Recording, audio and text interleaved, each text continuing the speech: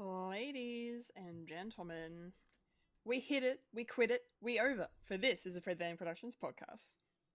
Yeah. That's right. Hell yeah. Woo. Woo! Yes, Woo. that's just What's the up, latest My from fellow the kids. the elderly dating apps known as The Last Gasp and Oldgasm. Yep. And Silver Ew. Shrivel Mhm. and Ew. Help! I've fallen in love and I can't get up. Ew. Yes, more on that later. Cue the music. Cueing the music. I don't know what we're yelling about! We came, we saw, we kicked its ass! Wait a minute, Doc. Are you telling me you built a time machine? Kind of a DeLorean? The way I see it, if you're gonna build a time machine into a car, why not do it some style? Who is this? What's your operating number? Boring conversation anyway. Whoa, we're gonna have company! Loud noises!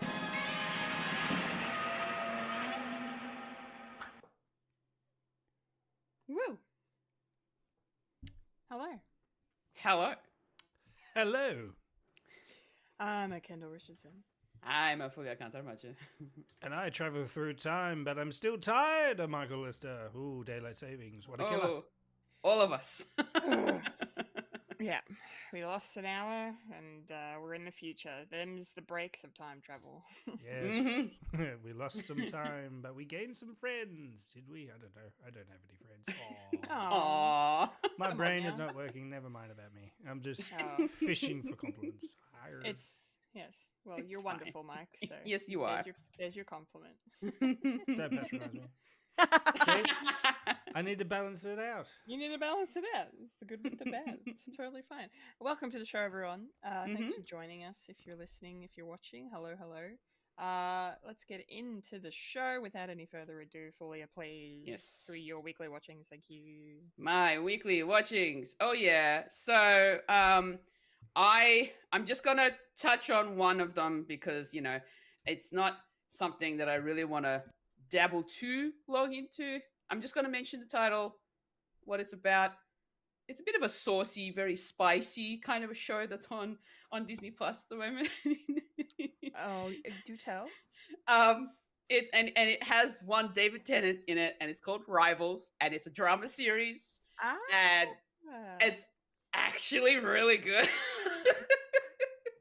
Apart from the spiciness, there's a lot of it's very capitalist, very power heavy. It's about broadcasting companies going head to head. Things just escalate so quickly in this show. And everybody is sleeping with everybody. So and there's those extra drama that sort of unfolds as well. And man, David Tennant's character is such an asshole. And I love it. It's something that I haven't seen him do. He goes full bore into he's very aggressive. He's all about the power. He owns this broadcasting company called Corinium. And it's so good. Like it's got humor, it's got spice, it's got all the drama, and I'm all over it. And I've watched the whole season this whole week. It's done. Oh wow. I binged through that whole season. The episodes are long though. They're about 50-ish minutes. Being a British drama series, but it's so good. It's so good.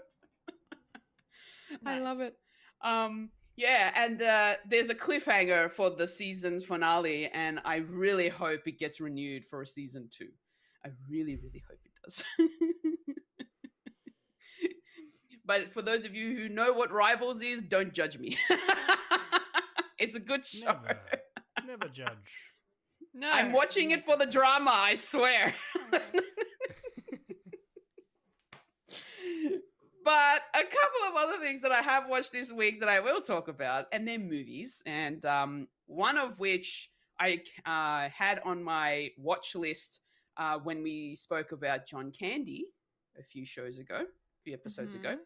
And I watched Splash.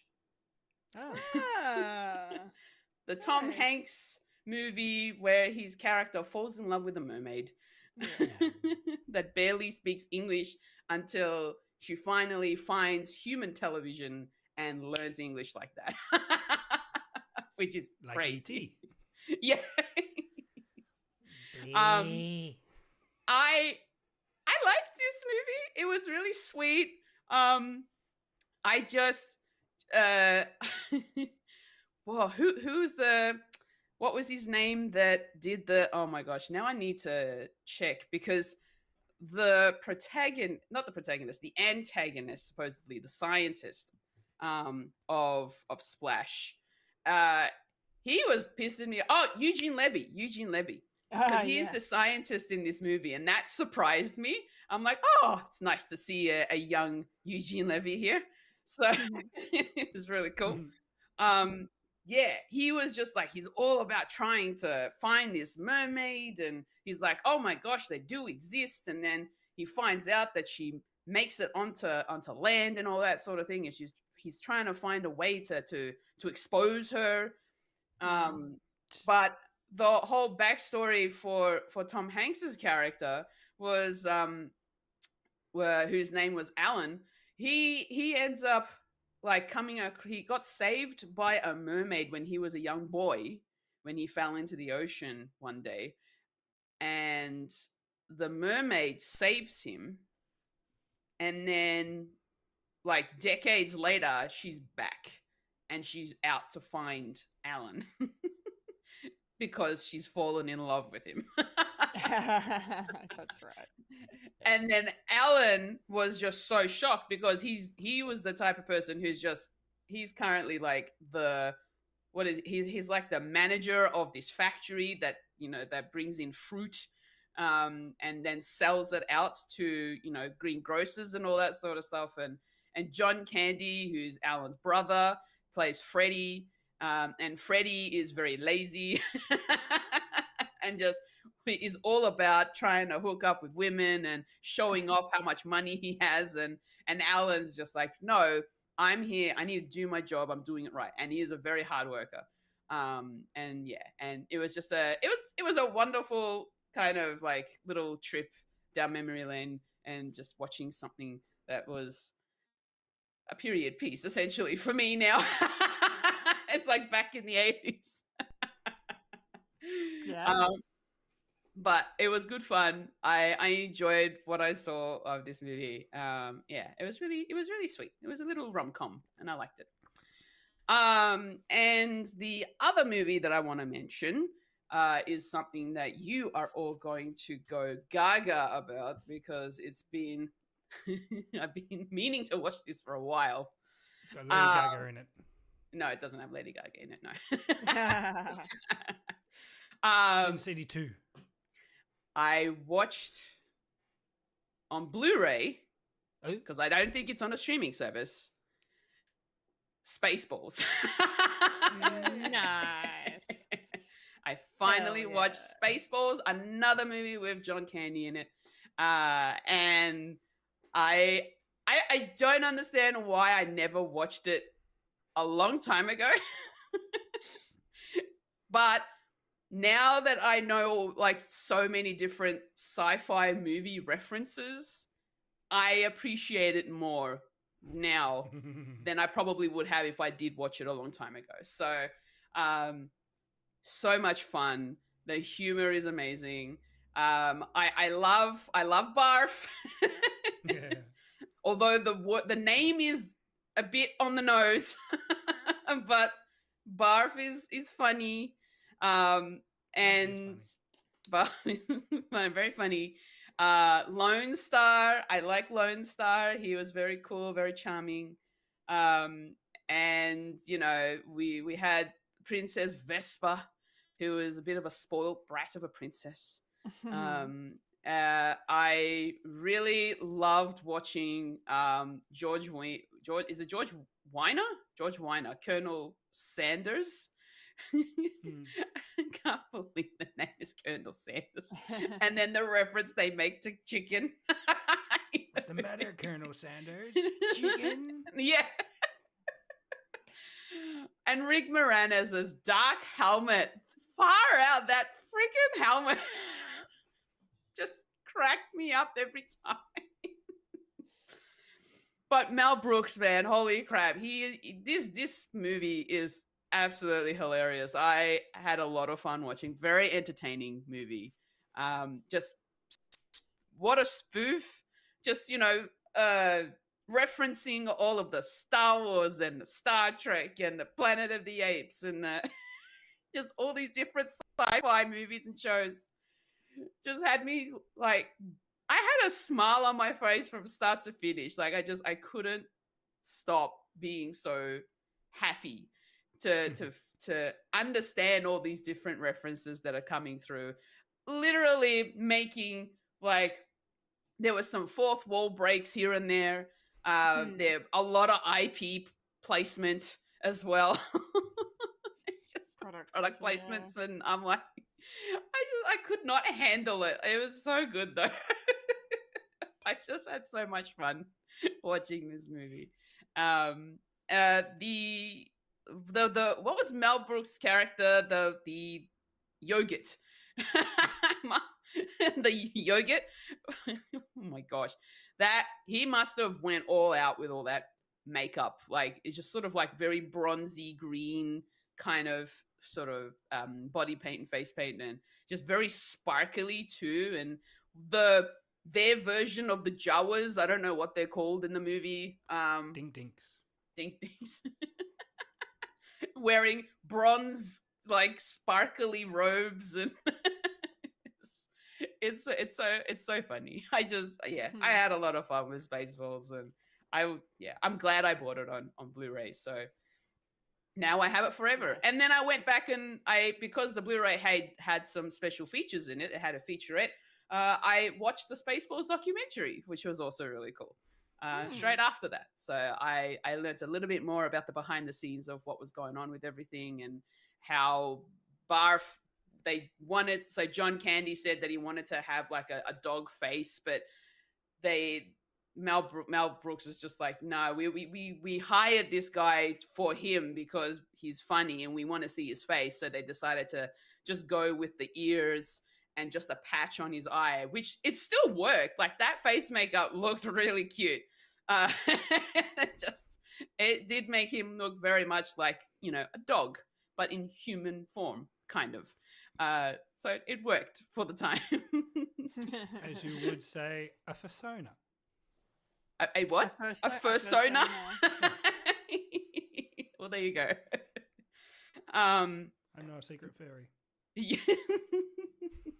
So yeah, no, I just had fun with Spaceballs, and I'm glad I got around to watching it, and hopefully once again I will hopefully go back to it again at some point just to have a fun rewatch, because yeah, that was good. So does that mean you can finally watch Alien? Oh yeah, that reference. As soon as the guy keeled over and I started seeing the chest movement, I'm like, God no, why? And then all of a sudden it broke out into song with the one thing of my childhood with the frog. And I'm like, why? Because it's funny. Yeah. It was funny. Hello, my baby. Hello, my dog.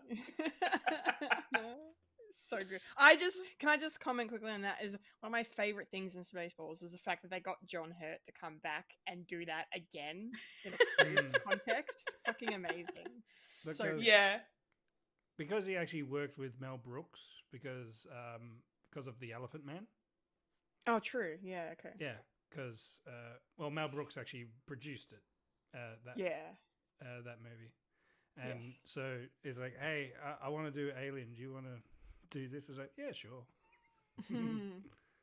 Yeah. So yeah, so much fun, and just to see that they wanted to add, like, the way that they added in all his movies in the movie on the cassette tapes, the VHS tapes, and like it's just so good. And it was so much fun to watch and just experience, essentially. So very entertaining movie. I would definitely watch it again.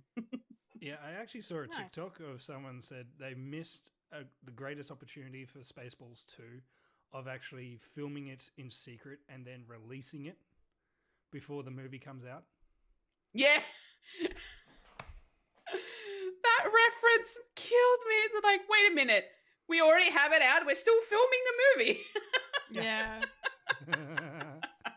Very funny. That's so good. Yeah, that's all I've been watching. Nice. That's a great selection. Thanks, Fulya. That's awesome. I love it.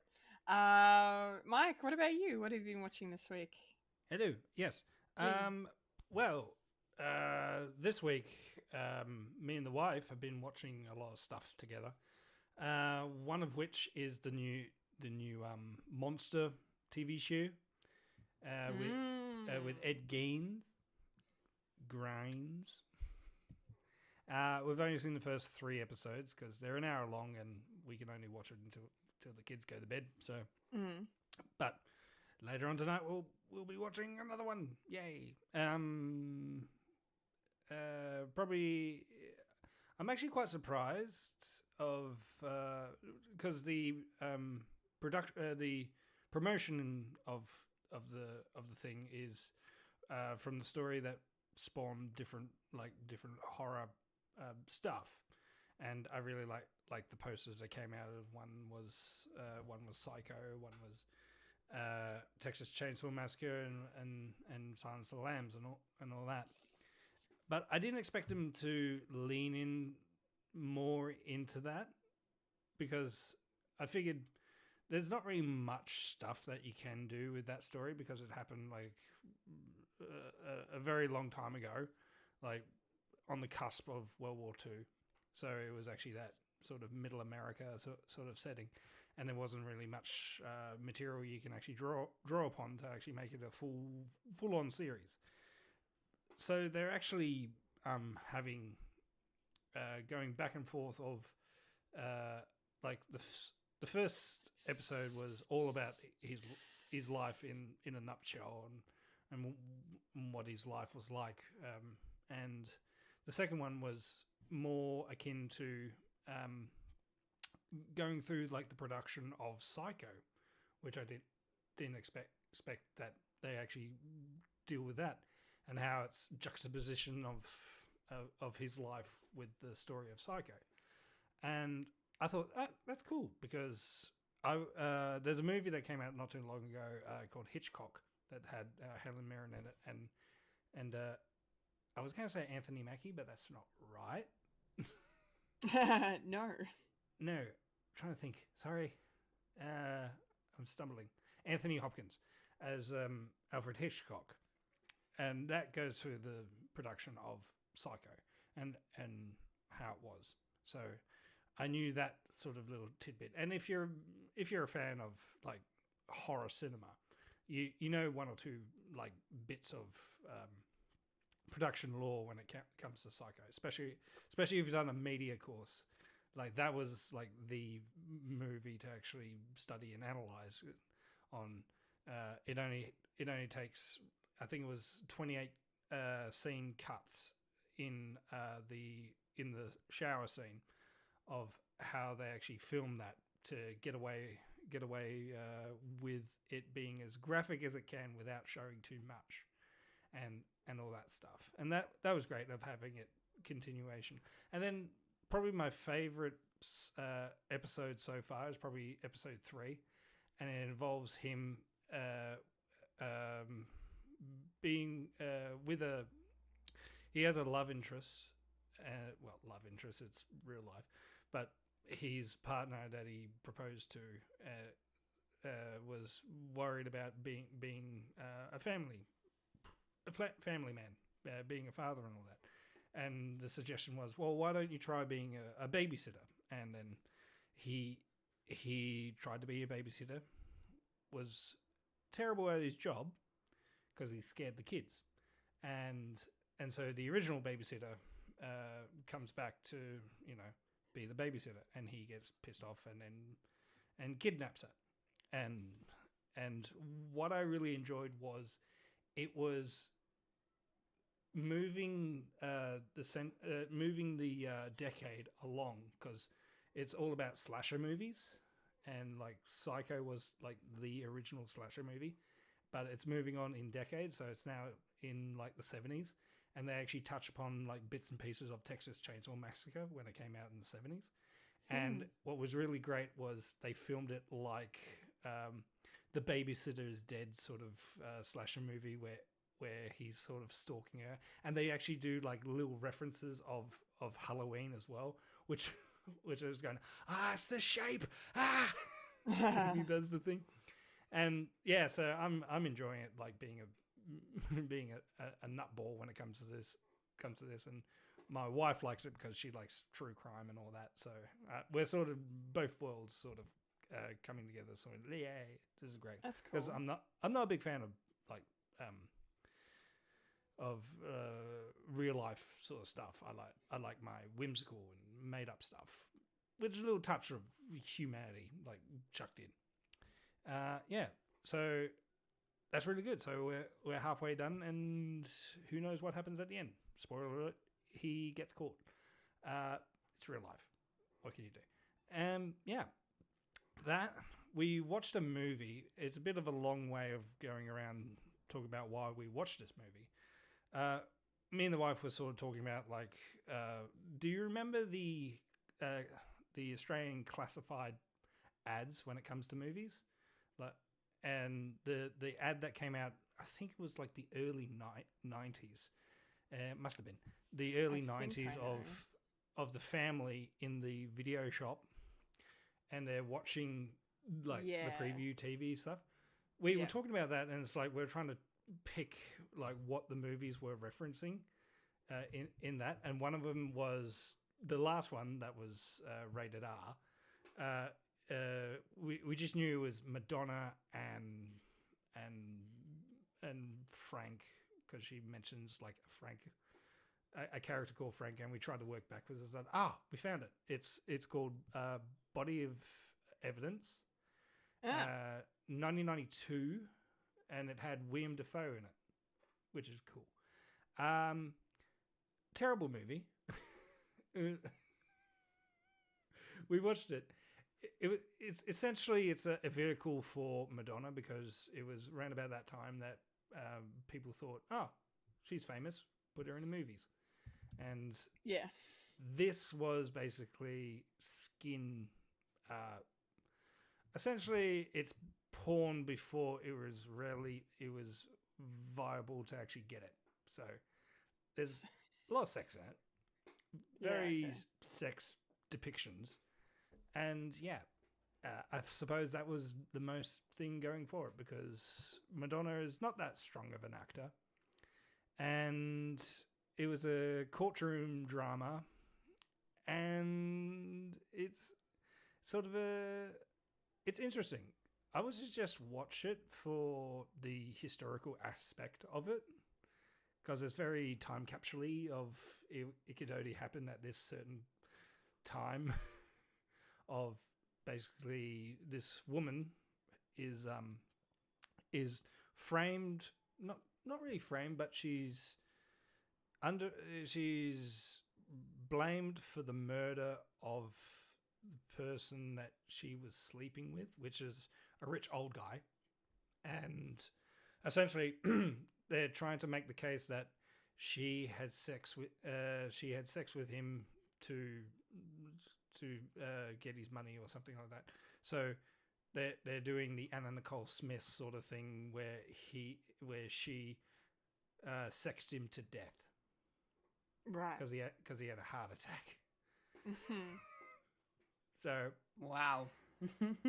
Yeah, so not really a feminist piece. And you think? Nah. Yeah, so I found a copy of it because it's nowhere in streaming, of course, because anyway, so found it on DVD, bought it online. And there's another one that's coming as well called City of Angels, which my wife wanted to watch as well. So that's coming in the mail too. Yeah. And yeah, that was our movie night. I discovered red wine again, and I was just ripping the shit out of the movie. And my wife loves it. Me just ripping, because she knew it's like, it's not that good either. But she likes the sex, I guess. So, what can you do? Yeah, so that's basically the new stuff that we were watching. Up to date with Gen V. Nice. That's going in interesting places. Mm-hmm. Main person becoming a Jesus-like figure and actually bringing people back from the dead. It's kind of wild. Yeah. I'm sort of thinking my theory on Cypher is true, where he's basically a meat puppet of the guy that's living in the oxygen tank. He's the mind manipulator, and he can go into other people's minds, and that's why he can see what other people are doing and that sort of thing. So I'm thinking that's going to be the thing. So that's going great. Yeah. Only saw one episode of my crit roll. It was a live version, so that was a bit of fun, of them having fun live on stage and people interacting and all that. And I am up to date with Peacemaker as well. I have concerns on what the last episode is going to be. Yeah. But of if it's going to stick the landing or not. But very polarizing episode. Because people were expecting, we're in this world now, and we're gonna lift up tables and fight people. It's like, no, it went a different way, and interesting on how that came about.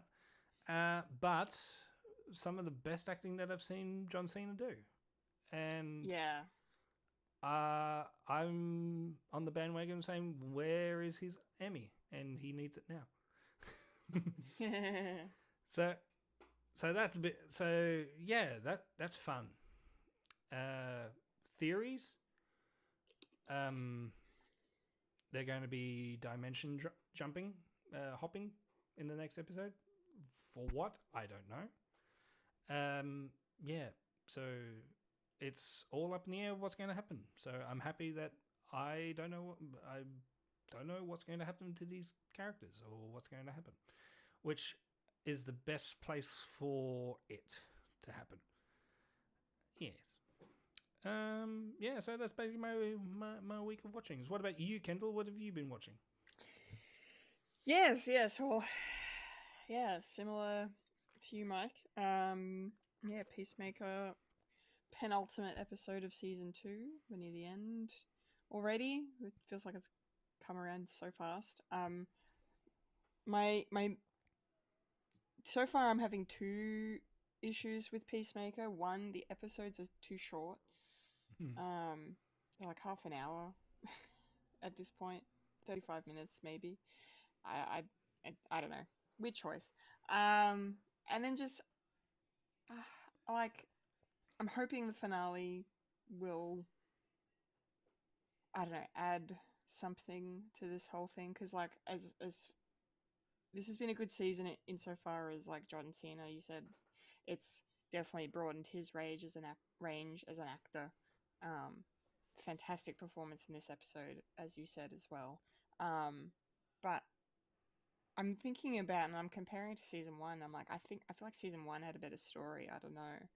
I don't know. Something's not gelling for me on this. I don't know what it is. But it's I'm enjoying it though. Like, it's fun. Like, there's some great moments. Like, it was cool to see Judo Master on the side of the 11th Street kids in this episode, kind of coming to Adebayo's rescue. Like, that was interesting. Like, their little dynamic as they played Scrabble, which was in this a little universe. Scrabble in that universe. Very funny. And just and then but there was some great action too. Like, I didn't expect it like you said too, Brian, I didn't expect it to go the way it did with like, you know, just a whole ton of, you know, fighting going on, and then like the sort of twist that, you know, of course, right as he's killed, Peacemaker realizes that his dad in this universe isn't actually a Nazi. He's not bad. Well, he dies anyway. That's the contention. That is, I mean, it was something he was feeling, he was getting in that moment, because it made sense to me. Like, that makes sense if you say that, because of the way he reacted to all of them. He didn't want to hurt them. He didn't want to kill them. He didn't want to kill this alternate Chris that killed his son, even though he killed his son. But then he's like, I love my son, but he was a fucking dirtbag, and he had some problems, and, you know, maybe he had it coming. And then his brother's just like, no, we got to kill this son of a bitch. He killed your son. He killed my brother. You know, and then he's just like, no, let's just send them home and then tell them never to come back.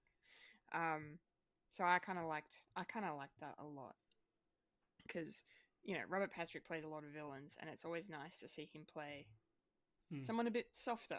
I guess you don't really get to see that very often from him. I like the subtle nod of one of his lines that reminded me of Terminator 2. Oh yeah, go on. Where he saved Chris and Harcourt, and says, "Come with me if you want to live." Oh, Jesus, did he? He does. Yes, yeah. When they kill all the cops and like rest, yeah, he said, yeah, if you want to stay alive, come with us, or whatever he says. Yeah. Okay. I was like, I see what you did there. It's funny. Yeah, and then what was the other thing I was gonna say about it? I've forgotten now. But anyway, Sorry.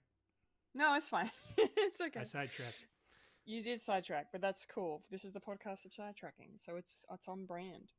Yeah, no. So I'm looking forward to the last episode. So, but yeah, curious. The teaser for it was interesting. So, we'll see what happens.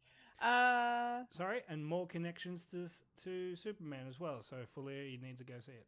Yes, more reasons for Fulya to watch Peacemaker. Because there's a character in it from the movie. Far out. It's interconnected, man. You got to do it.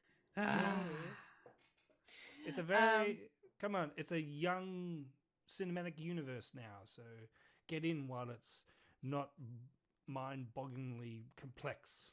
Yes, get in on the ground floor for you. The thing is still fresh. Wow. Get in now. Anyway. So yes, Gen V. I watched Gen V as well, and yeah, I'm really enjoying this season. This is definitely on par with the first season so far. I think my heart kind of broke for Sam in this episode, because they've kind of, you know, the conversation he had with his mum, where he's like, no, you're actually crazy. It's got nothing to do with the compound V we put in you. It's got nothing to do with anything you've been through while you were held captive by Vought. You were born genetically cuckoo. In many ways, yeah. In many ways, yes. Nature versus nurture. Nature versus nurture. So it's just in his nature just to be crazy. So that was kind of, you know, but it was a good episode for him though, for his character, because they haven't really done much with Sam this season, and I hadn't really enjoyed what they'd done with him so far, in terms of like, oh, Kate's powers just eventually wear off and he starts to feel things again, and he just needs a top up of make me numb sort of thing. I wouldn't say wear off. I would say wear off. They're waning. I mean, it's also she broke her head. I mean, it could be to do with that. That might be the reason why her ability on him. She already did it before her head got caved in. So I don't know if it's connected, but anyway, whatever. Speaking of Kate, I do love this gimmick this season of the fact that she's got a head injury, her powers are going all skew-if and don't work, and, you know, she gets her goals but in a roundabout way. Sort of thing. They just do the people do really weird shit to themselves now. With their genitals. Yeah. I also found it interesting too that, like, you know, the gang were just like, okay, let's go save Kate from Elmira. Oh, that didn't work immediately. It was a trap. Now we're in Elmira. Like, there was no, they weren't leading the audience on at all. They were just like, yep, straight in. I'm like, oh, okay, great. Good. But, it was exactly the same how they broke out. So yeah. But it was interesting to see, you know, to get to see them all locked up, and then, you know, the fact that they've got her bloody sister there, Marie's sister, Annabeth, and that was really harrowing, just what happened with her. And but then, you know, as you said, Jesus brought back to life, came back to life. Yeah, it's great. It's really, really good show. And then, you know, the fact that I brought in Sister Sage as well from The Boys, and you know, she's got a fucked up thing going on with Cypher, which is always fun. Now that she's running things at Vought, so yeah. Yeah, she's CEO, didn't they say? Yeah. She is. They made that happen at the end of season 4 of The Boys. So yeah, crazy stuff. So yeah, that's been really good, really, really good. There was one show that actually finished its run this week that I mentioned a while back, and that was The Twisted Tale of Amanda Knox. Had its 8th and final episode, one-off season miniseries, and I just wanted to shout it out again because now that I've watched the whole thing, I was just really taken in by the whole story and just the fucked upness of it all, and the you know, the lives that were upended by, you know, this poor young woman who's basically our age, getting, you know, accused of a crime she didn't commit, and then spending so much time in prison that she should not have spent. But you know, she's well and truly, she's been out of prison for a long time now, but you know, she's got kids and everything, and that's really nice. But yeah, it was just really cool to see and get everything from her perspective on the case and what happened, and then the aftermath of it, like how she handled it. Like, she did this really crazy thing. She started sending letters to the guy who prosecuted her, because she wanted to, you know, she was kind of wanting him to apologize for wrongfully accusing her and going after her, and everything, and not pursuing any other options, you know. And so it kind of leads to the finale where the two of them meet again for the first time since the trial, and it's this beautiful, you know, two-for acting scene that is both in Italian and English.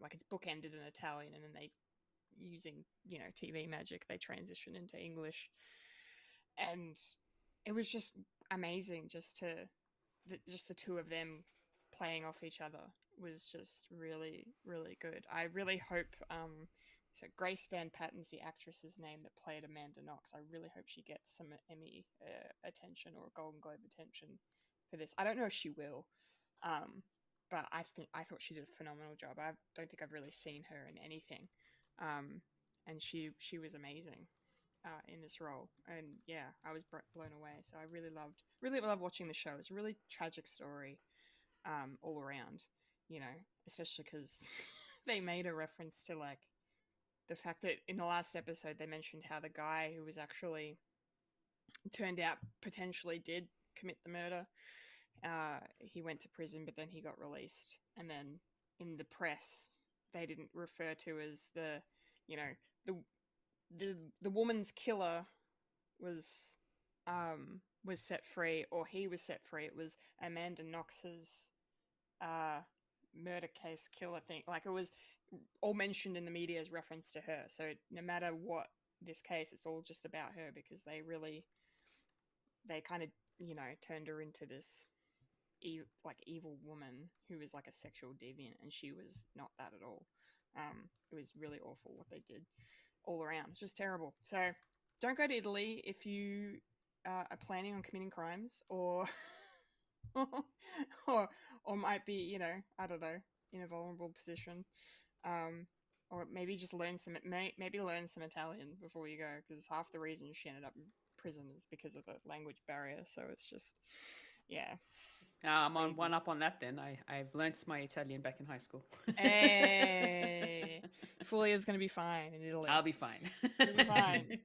You'll be fine. Better I still in want to. Italy than I still. America at the moment. Yeah, don't go to America. I still want to go to Italy one day because Me too. It's a beautiful looking country. Mm-hmm. Yeah. So this hasn't obviously put me off wanting to go or anything. But yeah, just kudos to Amanda Knox for actually bringing her story out, putting it out there on this such a vulnerable level for people to watch and see and understand her perspective on things and what she went through and then just the fact that she went back to Italy when like her mum went with her and her mum was like convinced that it was a trap, even though it was something that Amanda set up with the prosecutor to have this meeting. She thought it was a trap, and at one point you hear sirens and they're like, what's happening? Oh, like they just don't trust Italy at all. It's just, yeah, it's really terrible. But yeah, a poor young woman lost her life and no one really paid for the crime. So not really. Yeah, sad. But it was a great show. So if you like true crime, so maybe you could recommend it to your wife, Mike, your lovely wife. She might be interested. It's on Disney Plus. So 8 episodes. What's Disney Plus? I'm sure you can acquire it by some means. The last thing I'll mention. Falling off the back of a truck. Yeah, off the back of a truck. Let's go. The last thing I'll mention, I did watch a couple of movies this week, but I'll just mention one. For the first time, I watched Office Space. You did? Oh. Yeah. As Fulya, have you seen Office Space? I have seen. I saw it years ago. Okay. Maybe like 10, 15 years ago. Yeah, I never watched it. So okay. Oh, you watch What'd Office you think? Space. Yeah. So I liked it, and it was very triggering in some ways because I'm at this kind of crossroads with my own job at the moment where I'm just like, I don't know if I want to stay or if I want to, do I want to stay? Do I want to go? I don't know. And then, so it's like, I just like certain scenes, I'm just like really relating to the main character quite a bit of like, this job sucks and I'm doing the bare minimum here and I'm still getting shit on and, like there's a scene early on where like he forgets to put these cover letters on these files he's supposed to hand in and then like 3 different people come to him and tell him like, did you not see the memo? Did you not? And I'm just like, it reminded me so much of like some of the communication that goes on at my work, and I was just like, oh god, no. No. But yeah, it was fun. Like it was a cool movie. Stephen Root in that film as Milton, hysterical. Just the mumbling from him, the big thick glasses. Yeah. And just be like, I'm gonna set this place on fire. I'm gonna set this place on fire. I'm gonna kill you. And then he did. Fucking hilarious. Took the money and fucked off. Yeah, fucking gold. Yeah, I also liked what's his name? The guy who played the arsehole dude. Bill? Yeah, the guy who played Bill. Gary Cole. Gary Cole, thank you. I really like him in general. He's a great actor, very funny guy. He was very funny in this as well. Yeah, I enjoyed that. But yeah, it was funny just to see like, also just to kind of live vicariously through the main character, whose again names I'm just not with them today. And just here, I know it's is it Roy Livingston? I think he's the guy who plays I think that's the name. Peter? I'm just gonna IMDb Office Space. That's where I'm looking. Yeah, thanks, Fulya. And then of course IMDb doesn't want to work because if I, anything on the internet, you load it, you have to wait for all the ads to load before you can click on anything, like a fucking chump. Ron Livingston, yeah, Ron You almost Livingston. there. I was close.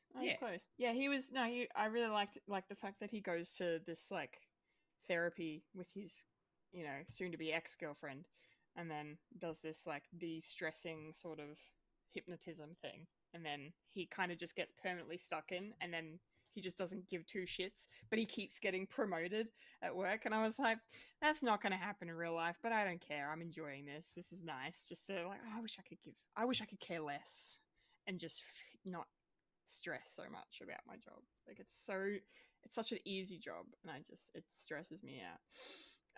But yeah, I liked a lot of the supporting characters. Diedrich Bader's always fun to see as the next door neighbor, just like like, hey, the lingerie ad's on, banging on the wall. Jennifer Aniston's good in this too. Yeah, like one of her like I'm doing Friends, but I'm also making movies roles. She was really cool. You've got to have 15 pieces of flair on your uniform. I really liked that scene where she flipped her manager off, who was played by Mike Judge. That was pretty funny. And then the whole scheme with like the programming with the like take the 1 cent out and just put it in an account and see how much money we accrue over many years, and then it fucking glitches, and then they're pretty much going to be wanted for like grand larceny at this point. And then when the building burns down, it all goes away. And I didn't realize, and my wonderful partner pointed this out to me, the scene where they bash the copier is apparently a meme now. Internet culture took it and ran. Because of Family Guy did a did they? Thing Of for it. course. I can't remember what it was, but it was Brian and Stewie bashing something up. Okay. Yeah. Nice. Well, it was very funny. So I really enjoyed Office Space. I thought it was, it's a nice, easy comedy to watch. It's relatable. It's funny. It holds up after 25, nearly 30 years, I think. Mm-hmm. So I'm glad I finally watched it. Alrighty. That's the weekly watchings done, which means now it's time to get into the week that was in the nerdy news. There it is. Go! Rolling up to the trailer park where we all park all the... There we go.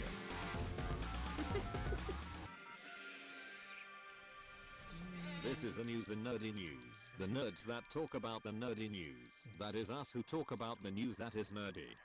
And now the queen of nerdydom, the hostess with mostest, Kendall Richardson. Take it away, Kendall. Take it away. I don't want to see it ever again. Okay, nerdy news time, and there's only one thing to mention, because the other things that I could have mentioned are very negative, and I didn't want to talk about anything negative, so here we are with something positive. The Simpsons have confirmed we're getting another movie, Simpsons Movie 2. It's happening 20 years almost to the day since the release of the first film. What are you talking about? The first film didn't come out, I think it was like 5 years ago. You're funny, Mike. You're funny. Yeah, we're old, remember? No. I refuse. So I refuse to grow old. I wish. Disney's 20th Century Studios released a teaser poster for the film, announcing the release date alongside. Release date is July 23, 2027, just in time for Fulya's birthday.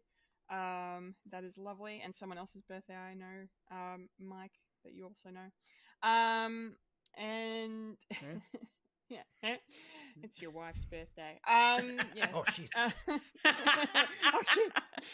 I've gotten the dates wrong this whole time.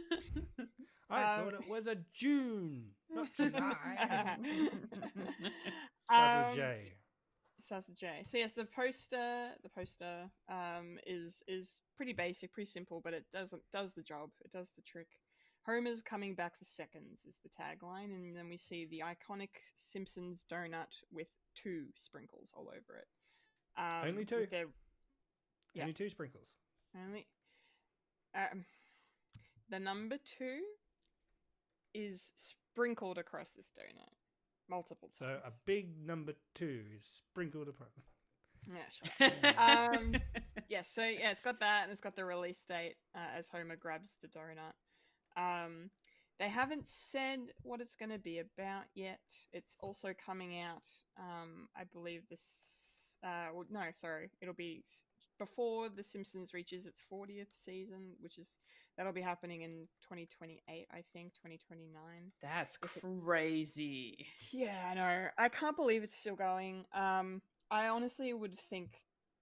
I mean, it wouldn't be a case of if I were them, because they obviously love money. And I mean, who doesn't love money? But I feel like if they did a movie and it's nearly 40 years, why don't you just call it a day? Why don't you just make this movie like the ultimate Simpsons story you've always wanted to tell, that kind of sends off all our characters in the best way, and then just end it. Just let it go. Because it doesn't do what it used to do in terms of, being in the pop culture zeitgeist, in terms of the quality of storytelling. It's just not as good as it used to be. It doesn't tell the future like it used to. No, it doesn't predict the future anymore. And every time they do like back in the day, every time, it used to be at the start, it was during the 70s where Marge and Homer sort of met in high school. Yeah. And then every decade, they always move it up. So right now, Homer and Marge have met each other in high school in the early 2000s. And that's a conversation. That's what? That makes no sense. What do you mean? Is the problem. What do you mean I'm the same age as Homer? Yeah, this is like one of the problems with the show is the fact that they've chosen to continue it in terms of the timeline and not just keep it set in the 90s, or even in the 80s. But yeah, that's weird. I don't think I could watch a Simpsons episode that has a flashback of Homer and Marge getting together in the year 2000. No thanks. It happened. They're 70s kids. Simpsons did it. Simpsons did it. Anyway, but that all said, I'm still excited for this movie. I remember, when the first movie came out, how, so many of me and my friends lost our shit over it just because, this is our childhood. We grew up watching the show, and now there's finally a movie that we can go to the cinemas and watch. And it was a great movie. Like, it wasn't like, if you compare it to some of the best Simpsons episodes, the story's probably not there, but it was a cool story. Like the idea of Springfield being in this dome and then the Simpsons being responsible for it and everyone hating them, and then they have to redeem themselves and escape and come back and save Springfield. It's a fun story. I liked it. And, and then everyone loves Spider Pig. So people this week have been like, is Spider Pig coming back? More Spider Pig, please. But probably not. No. So who knows? I'm definitely gonna go watch it though. I am a fan of this show, even though I don't like the new stuff. I don't watch it. I don't like it. I don't watch it. So you don't have to watch something you don't like. Complain about it and not do anything about it. Anyway, it's fine. I look forward to watching this in July 2027. What about you, Fulya? Are you going to check out The Simpsons movie 2? Honestly, I have not watched an episode in quite some time. And the only ones that I'll probably go back and watch are the ones that I grew up watching, like the old ones, so that, they're the ones that I know and I can reference and all that sort of stuff. But I don't know, from what I've been hearing on the more current seasons, they haven't really been the greatest. The stories haven't really been hitting as well as it used to. It remains to be seen whether or not I'd go out of my way to watch the second movie. The first movie was fun. I did enjoy watching the first one. I probably won't be watching this at the cinema. I'll probably wait until it comes to, I'm assuming it'll be Disney Plus. So yeah, once that's available, I'll probably watch it there if I still have a subscription by then, because this is so far ahead. It's 2 years away, or maybe just under, but we'll see, I suppose. It depends. I haven't really been keeping up with the Simpsons these days. I've just been too busy watching all these other awesome animated shows and movies that we've got going on. So yeah, we'll see. The Simpsons they're iconic classic characters. I just haven't really been keeping up with them, unfortunately. And I think that's okay because, you know, with The Simpsons being this, you know, anthology sort of show that, you know, doesn't always stick to its continuity. It does in some cases, but not in others. So they've been this family's been the same age for nearly 40 years. So like they can do you don't need I don't think you're going to need to have any prior watching for this, but I know what you're trying to say. I know what you're trying to say in terms of like maybe there's no interest because I haven't watched it in so long. Yeah. But yeah, I think that's where I think that's where it's sort of coming from for me. It's just the fact because I haven't really been watching any of the current seasons, like the latest seasons, and the fact that I'm not sure whether they're going to reference anything in the movie to what's been going on in the shows. You know, characters that I've never really met before. There's probably new characters that I've never really, you know, that I don't know about. So yeah, we'll see. I suppose like it's still a long time coming. So yeah, we'll find out when we get to that point. Yeah, for sure, for sure. What about you, Mike? How are you feeling about this this movie as it stands? I feel old. Don't we Considering all? I'm the same Yeah. age as The Simpsons, Yeah, there's never been a time in my life without The Simpsons.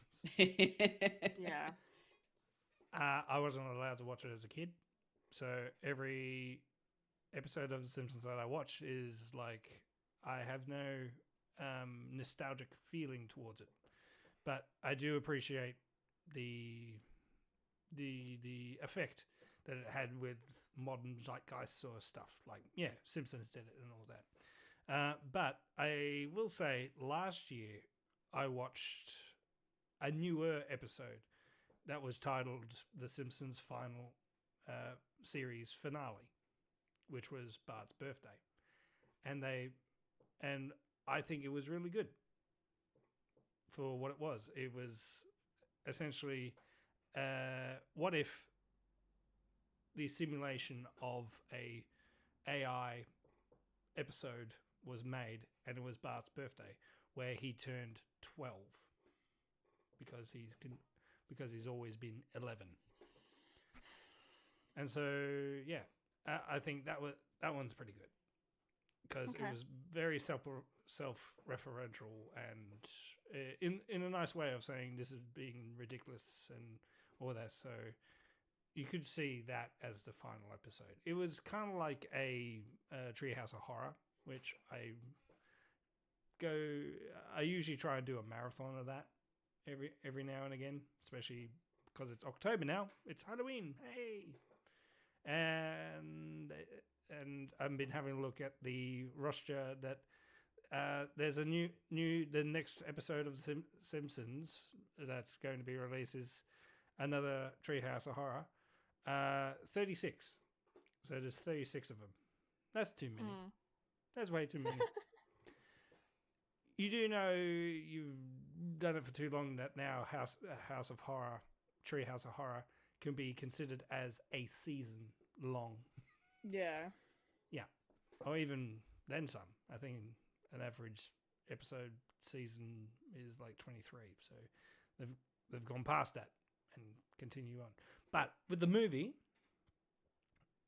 yeah, I'm still old. Because it took like almost 20 years for it to do the first movie, and it's taken another 20 years to do a second one. And a lot of people are concerned. It's like, well, people who watched the first movie thought, yeah, it's great. It's people weren't really watching Simpsons anymore, and they dive back into it. It's like, yeah, it's like a 90-minute long episode, basically. And people are worried, oh, what's going to happen here? People are going to see, the people who are making it are a lot older, and you can definitely hear it in certain voice actors' voices. Oh yeah. Yeah, like You sure can. Marge, for an example. Yeah, she's the most jarring. Yeah, because they're all knocking on 70, And I suppose maybe if you're going to be continuing The Simpsons for like forever, you're going to have to think about recasting or stopping. And I think a lot of people are saying you can stop now, or do another. What is it? Season 37 now. Do it another 3 years, and then you can do 40, and then that's it. Yeah. No, nice round number, 40-40. Or finish with this episode of this movie. I reckon probably finish with this movie. That's all I can say. Because who knows? So when is this coming out, Kendall? July 23rd, 2027. Okay. Oh, it's almost my wife's birthday. I did remember. That's the nerdy news, everyone. Wait, she'll be almost 40. Yeah. Don't tell her. Yeah. I'll be 39 when that movie comes out. No thanks. Yep. I'll just be 38 when that releases for a few days extra. One of my back will hold out. Ridiculous. Yep. Well, something to look forward to. Yes, a reason to stay alive. That's the nerdy news, which means we are now going to roll on up to the trailer park. Let's hope I got the right file. Yes, it is. Rolling up to the trailer park where we all park all the trailers. I'm gonna make a name for myself. I'm about to make a name for myself. Yes. You tell everyone what happened here today. Fulya is grinning so much. I love it. Okay. So let's get into this trailer park that is Who would have nothing thought a to do with Cajun Canada. accent would make someone swoon? Yeah. Anyway. No, she already liked that accent before then, I'm pretty sure. I don't know. It's almost French. So it is. It is. All right, let's talk about trailers, shall we? Our first one is for the wonderful Guillermo del Toro and his Frankenstein. This is probably the final trailer for this one, as we are coming up on the release date pretty soon. This is a great trailer. I mean, I've said it before in this podcast, I'm pretty sure. That he already has my money. I don't care. I'm watching this. He's one of my favorite directors. Technically, he's already got your money because the only way to see it is streaming. Incorrect. So I'll get to that later. So yeah, anyway, so it's he does have my money already anyway, yes. Regardless, because hot damn. I love his style, his aesthetic, the way he takes a lens to these monsters and brings out the human qualities in them, and just tells these really poignant, beautiful stories. So like Frankenstein is just perfect text for him to adapt. So it's really wonderful to see this film almost coming out, and it got really great reactions at the various film festivals that it played over the last few months, so that's also very promising. I'm excited to see Oscar Isaac. Hello, welcome back, Zaddy, Oscar Isaac. I'm so excited. I love him. Yeah, so he's Victor Frankenstein is going to be very interesting. I'm so far in this trailer really made me most impressed with Jacob Elordi. Australian actor Jacob Elordi is really coming into his own as an actor now. Like the roles that he's getting off the back of doing a teen drama is just wow. I mean, he was great in Euphoria. Really good performance, but then, you know, the fact that he's been able to turn it into something like Saltburn, and then now he's playing Frankenstein's monster, and he's done a lot of really cool stuff. So yeah, I can't wait to kind of hear and see his take on the creature as I watch the movie, because in this trailer it looks great and very ominous, and you know, the story is really about finding that sympathy with the monster, with the creature. So and what his maker did to him. So it's going to be really, really cool to watch. And just the costuming just looks amazing, like a lot. It looks great. So yeah, I'm so excited to watch this. Finally, it's almost here. It's almost here. Fulya, what did you think of Frankenstein? Does it grab you in any way at all? What do you make of it? I don't know if I want to watch this after watching this trailer. It looks very creepy and haunting. Just look at the cast list and see how you go. Yeah, I already know I see the cast list, but the movie itself is just really it's so dark. I don't. There's so many amazing people in this film, but oh man, like it's a bit much for my taste. It might be a hard watch for me, so I'm probably gonna say I'm gonna pass on Frankenstein. I don't see myself watching this one. I don't think. Sorry. Not even for Zaddy. Blech. I'd rather go back and watch Moon Knight again. Fair enough. All right. Fair enough. Thank you, Fulya. Appreciate your honesty as always. We try and we fail, and sometimes we succeed. So one day. Hey, I'm still making you proud with all the things that I've been watching. No,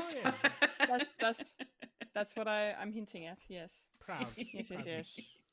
Yes, we are proud. We are proud podcasting parents. Yes. Mike, I'm curious for your thoughts on this one. What do you think? Are you intrigued to watch this? Oh yeah, I was intrigued to watch this when I just heard about it. Yeah. Like Guillermo del Toro, Frankenstein. I mean, there's a lot of Frankenstein stuff coming out. And even Frankenstein adjacent stuff, even with poorer things and all that stuff. Makes me want to rewatch Weird Science. Nice. I love the cast list in this. Like people coming back doing more Gilmore stuff. I'm happy.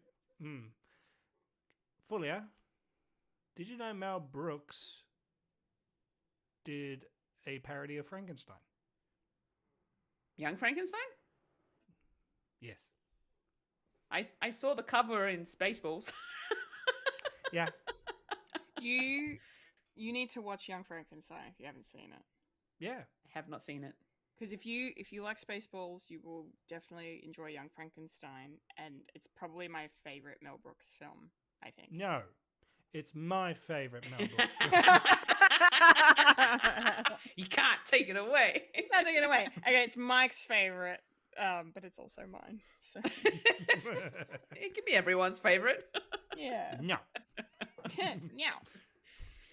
Well, right now my favorite Mel Brooks is Robin Hood Men in Tights. So closely followed up by Spaceballs. Nice. Okay, I might have to look into it. Yay. It's got Gene Wilder in it as Victor von Frankenstein. Von Frankenstein.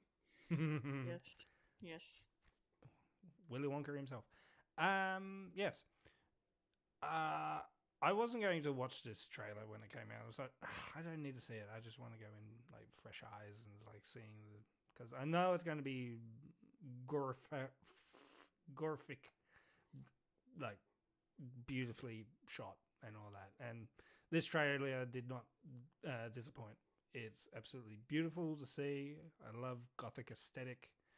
I'm not gothic myself, but I just when I'm in the zone of the aesthetic, I'm all for it, and I love the story, and a lot of people do think, oh, it's going to be Frankenstein, so it's going to be gooey and scary. It's like, not really, but mind you, putting in the eyeball is kind of like, oh, okay. I mean, I love it. For those playing at home, Fulya is covering her eyes. Covering her eyes. I did not like that. And I'm just like, ew. How do you make a Frankenstein when you got body parts? You need to put the body parts together. Well, there is one image on that they've put a screenshot up on IMDb where Victor's cutting a leg with a saw, and I'm like, I don't need to see that. Well, you've stripped a chicken, Sure you haven't you? do. Same No. thing. Well, I've never done that. Well, you never got a roast chicken and like rip the meat off it. Yeah, but it's already cooked. This is different. Yeah. Yeah, tomato. But I like the fact that they're holding on to actually seeing the creature's face. So making it like where'd it go? There it is. Never mind. My earphone's just beeping. And I like the fact that they're actually making it like Jaws. So the only time you're going to see like the creature in its full glory is when we get to see it, which will be it is coming out in cinemas first for a limited time. Here in Australia, you can see Frankenstein on the 23rd of October.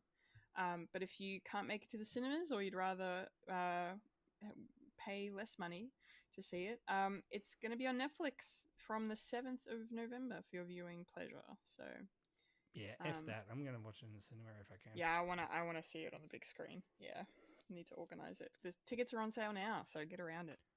The last Guillermo del Toro movie that I saw in the cinema, and you'll like this, Kendall, was Crimson Peak. Nice. That movie's 10 years old now. What the fuck? Yeah. It's still my favorite Guillermo del Toro movie. It's not his best. Is it really? Yeah, I wonder why.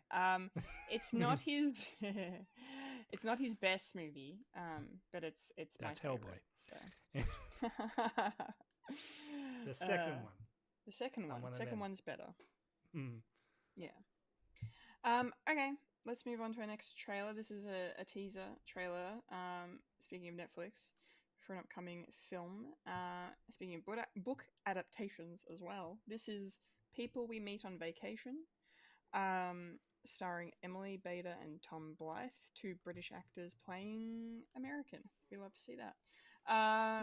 I haven't read this book. One of my online friends has read the book, and she really liked it, and she didn't picture these guys in her mind as she was reading it and when they were casting it and stuff. But I'm happy with the casting.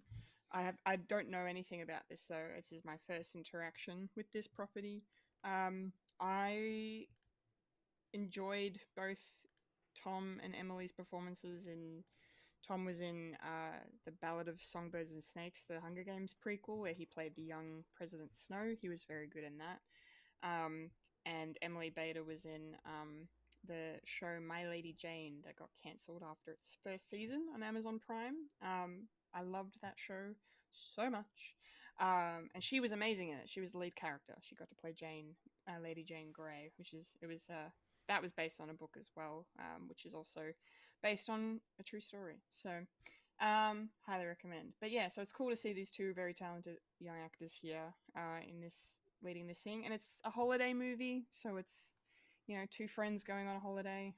Looks like probably a Europe trip of some kind, I suppose. I think this is just going to be a little harmless fun. Like, if you don't want to think too much and you just want to watch some fluff, you put this on and have some popcorn and, wait for the two of them to eventually kiss. Because it's happening. Because it's a romance. They're going to hook up. It's going to happen. Nah, they're friends. They said they were friends. Best friends at that. What do you mean they're gonna lie to me?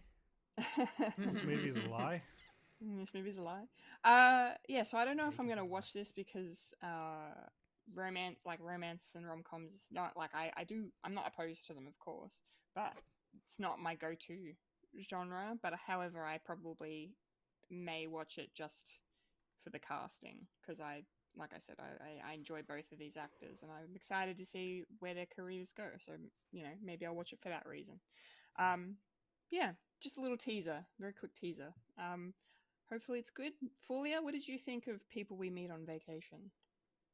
Yeah, I I think this is going to be an interesting and fun little film. I feel like this is definitely something I would go out of my way to watch. I do like my romance movies, rom-coms, all that sort of stuff. So I might give this one a go. Eventually once I get my Netflix back, but I don't know when that will be. Waiting on certain other films and stuff to come out before I go out of my way to watch on there. But yeah, no, this is looking like something. It just looks like it's going to be fun. Two best mates going on a holiday, and then they're just traveling around for fun. One of them is more of a homebody than the other. So it'd be interesting sort of to see how this story goes and where their little adventure takes them. I've never heard of the book, so this is the first time I'm sort of hearing about it. But yeah, I think it might be good fun. Might be a fun one. Nice. Yeah. Excellent. Cool. Thanks, Fulya. Glad you got something out of this one. That's excellent. What about Mike? What did you think of People We Meet on Vacation? I won't take long. Spoiler alert, I'm not going to say this. I thought this would have been a good date night movie. Ooh. Well, we got other stuff to watch, like Firefly stuff to watch. Yeah, and we got Welcome to Derry coming out. There's going to be so much to watch. Yeah, can't wait. So no time for Firefly. Hey, I got it. I would rather watch Firefly than I'll watch this. Yeah. Oh wow. Okay. I would probably get more out of Firefly than I would. You probably would. Yeah. But it's a well put together trailer. I mean, it does what it says on the packet. Rom-com and destination situation, comedy, romantic, and the forming of a budding relationship and how that can be interrupted by the feelings turning into other stuff, because no doubt there's going to be like, oh, I thought we weren't going to be together, but I didn't know I was going to be jealous. Oh, you're going to be jealous because I don't need to see that because I don't need to. So overall, have a look at the cast list. Molly Shannon's in this, so that's a plus. And also Alan Ruck. Ah, great. Yeah, Cameron from Ferris Bueller's Day Off. Mm-hmm. Yeah. Will he ever pay his dad back for that car? That's another movie I need to see again. Kind of weird. Ferris Bueller peaked. But when is this movie coming up, Kendall? And I'm not going to see. I'm going to make that. I will see. Yeah, I'm going to Fully is definitely watching. Yes. In my calendar, I'm going to leave it blank. So, People We Meet on Vacation is going to be on Netflix on the 9th of January. Cool. Oh. Good little New Year's movie. Yeah. Holiday film. 26. Not too far away. Ridiculous. Will the world last that long? Because we're going to get hit by an asteroid. Let's not bring doom and gloom into this. Moving on. That's if it's pointing towards us. If it goes off to the other direction, it's behind the sun at the moment. So we get to find out round about Halloween if we're going to live or die. Okay, great. Cool. Great Halloween story. Yeah, there's a horror story for you. One more trailer to talk about, and that is, of course, the final trailer for Zootopia 2. I really wanted to include this because there's been a couple of trailers released for this one that we've missed. So I'm glad they finally dropped a trailer in the timing that we could talk about it. So yeah, some notes from me. I'm glad they got Shakira to come back and do another song. That's fun. And I kind of like the idea of the story of, our characters here on a mission to kind of save this snake and make the snake gets to make everyone realize that reptiles aren't so bad and snakes aren't evil and make the snake. Yep, I'm good at English. What up? I have a literature degree. Flex. Anyway. Yes. I'll be paying less for it come November. Thanks, Albo. Yeah. So yeah, no, this looks fun. It looks fun. I like the interaction with the two characters on the docks when they were just. I can't remember now what they were, but they were just making sounds at each other. Oh, blah blah blah blah blah. Hey bub, hey bub bub, hey bub bub bub. Hey, bub, Yep. bub. That was the walrus. Funny. The walruses, yeah. That was very amusing. I liked that a lot. Yeah. So that was fun. Yeah, but it looks good. Like I remember enjoying the first film. I did see the first film. And I liked it. And you know, Jason Bateman's always good, and him playing a sassy fox is just great casting. The cast for this movie is looking pretty good as well. Like, you know, Ki Hai Kwan's in this, Quinta Brunson. Jennifer Goodwin, of course, is returning to play Judy as well, the rabbit. So yeah, I'm probably gonna watch this at some point on Disney Plus. I don't know when. I'm not gonna rush to watch it. Obviously it's gonna be in theaters before it hits Disney, but yeah, I hope it's good. I hope it's good. I'll be curious to see if it tops the first one for people. So we'll find out. Fulya, your opinion's the only one that matters when it comes to animation. Please tell us. How dare you? But okay. Why? Thank you. Please tell us. Okay, kids animation. Please tell us. I've got kids. What you thought. That's my excuse for watching in a bad hour. I'm stirring the pot on purpose. What did you think of this trailer, Fulya? I actually like the look of this. It's gonna be good fun. The first one was, you know, very entertaining. I did enjoy it. I do need to do a rewatch of it though, because it's been a while since I last seen it. So I'll probably go rewatch that one before I watch this one. This looks like it's gonna be another fun sort of like adventure for Nick and Judy. It's going to be a lot more puns for sure coming through. They always do in these type of animated movies, and especially with animals. So, and the fact they're trying to save the life of a snake and show the world, or their world, that reptiles are also good animals as well. Like they could also sort of kind of live in harmony together, is an interesting concept. I love the lizard at the end who was trying to be like, we love what the snake's doing for us and we hope everything, you know, it kind of works out, and then just runs on the surface of the water with his little, whatever sound effect is his little legs just going around in circles like a bicycle. So that was kind of funny to watch as well. But yes, the music in the Zootopia movies are actually really good. And again, I am just like you, also glad Shakira is back, because she's an amazing musician and singer. So it only made sense that she came back.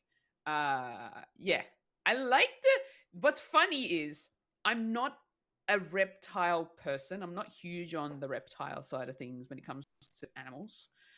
But the animation and the design of the reptiles, especially the snake, is very alluring. And it's like, yes, I'm biased. It's blue, but but the snake looks cool. I like the look of the snake. He's got these really, really long fangs, which is not usual for an actual snake, but obviously because it's a cartoon, it works for the character.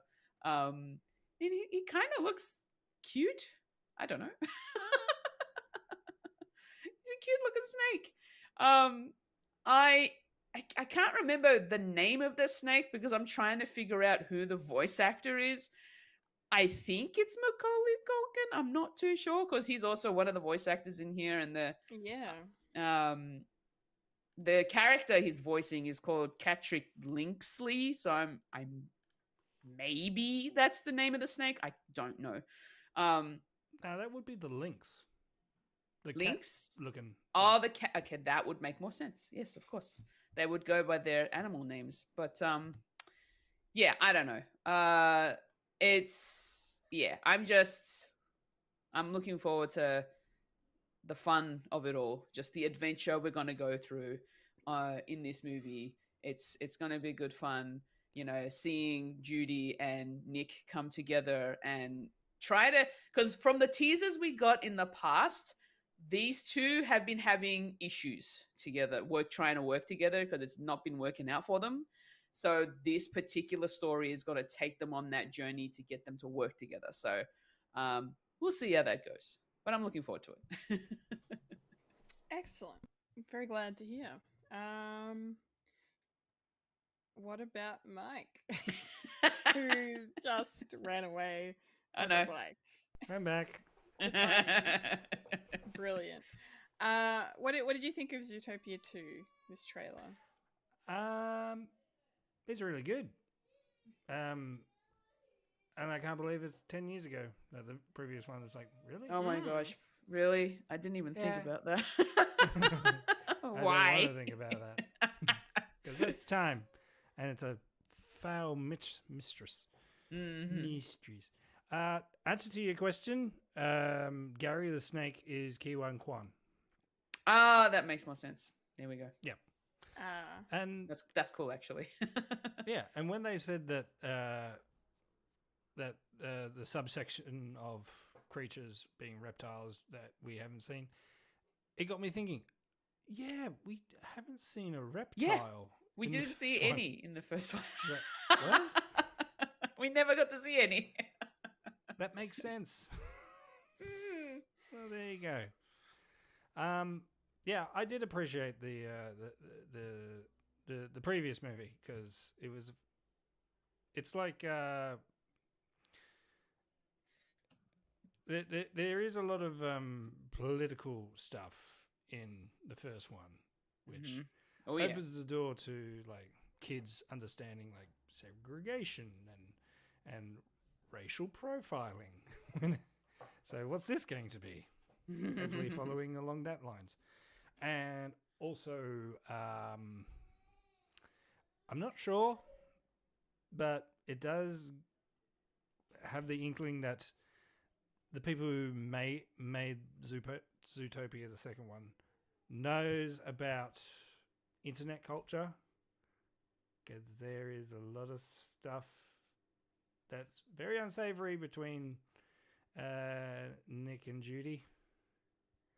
And I'm not sure if they're playing on that fact that, are they a couple? Will they, won't they? I don't think so. Come on. I don't think so. Don't pull my ears. Because that's what kids do with rabbits. Okay. I don't know where you're going with that, but all right. Whatever. Yeah. Yeah, there's a big Lynx family. Andy Samberg's in it as well. That's cool. Playing a lynx, being a big cat. And Patrick Warburton playing Mayor Brian Wild Dancer, a stallion. So Kronk's in this as well. Yay. I'm definitely going to be watching this. With the kids, I think we probably need to watch the first one because I can't remember if they've seen it or not. They've probably seen it through passing. Yeah, I can't wait. When is this coming out, Kendall? Yes, Zootopia 2 will be in cinemas on the 27th of November. Yes, 27th of November. So it's been 9 years since the previous. Yes, 9 years. Not a complete decade. Almost. Almost. Okay, that's the trailer park done. Mostly.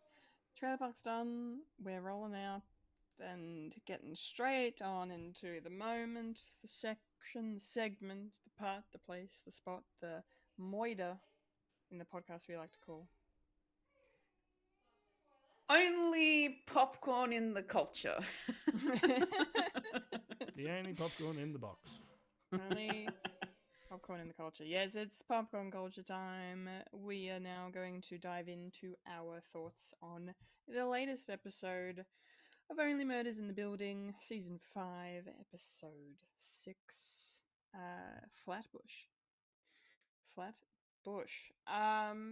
Yeah, general thoughts from me up top. I really enjoyed this episode a lot. It was fun. It moved the plot forward in some really cool ways. So I'm excited to kind of dive into discussion with you guys on some of the stuff that happened. But needless to say, I'm glad Detective Williams is showing up more. This is excellent, and I'm glad that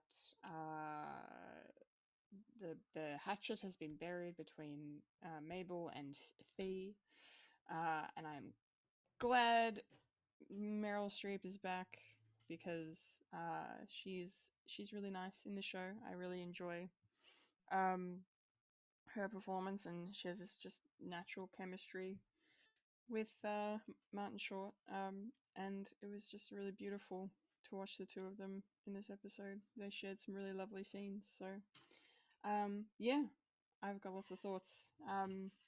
Yes, what about you, Fulya, up top? What are you thinking as a general takeaway from this episode? This was a good episode. I enjoyed seeing, Loretta has returned. It's really nice to sort of see her do her little thing because I don't know, Meryl Streep's just fun in when it comes to this particular. What is going on? It's just distracting me.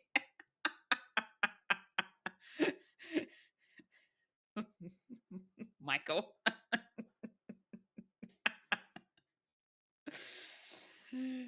Oh shit. Okay. Yeah, no, I love that Detective Williams is back. She's such a breath of fresh air for between the three trio. And then, seeing Althea just dropping names like no tomorrow. It's like, oh yeah, I did this with Seth Rogen, but I also know Seth Meyers and blah blah blah. I'm like, shut up, girl. You can also tell that her insecurities are coming through when she does that sort of stuff. So I was just a little, just a bit annoyed with Fee. Not a huge fan of her, but yeah, it was really nice to sort of see everything that got developed in this particular episode.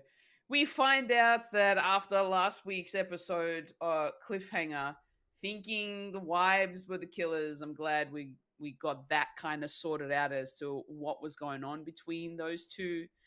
So that was a really sort of insightful way of going into it.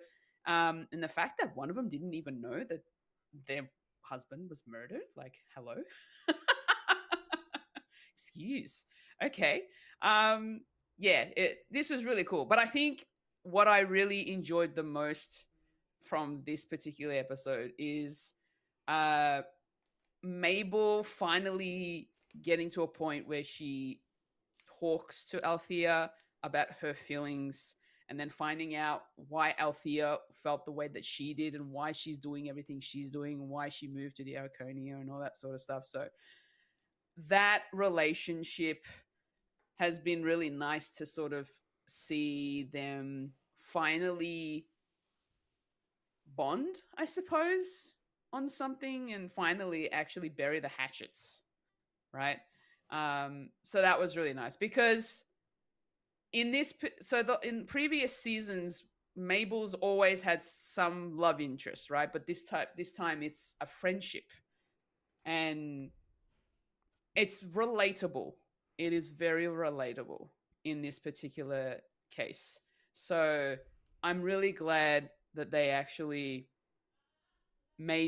put this kind of thing on screen. The fact that they had that argument, that hilarious shoe fight, and then just them finally just talking it out. So yeah, this was a good episode. I really enjoyed this one. It's very entertaining.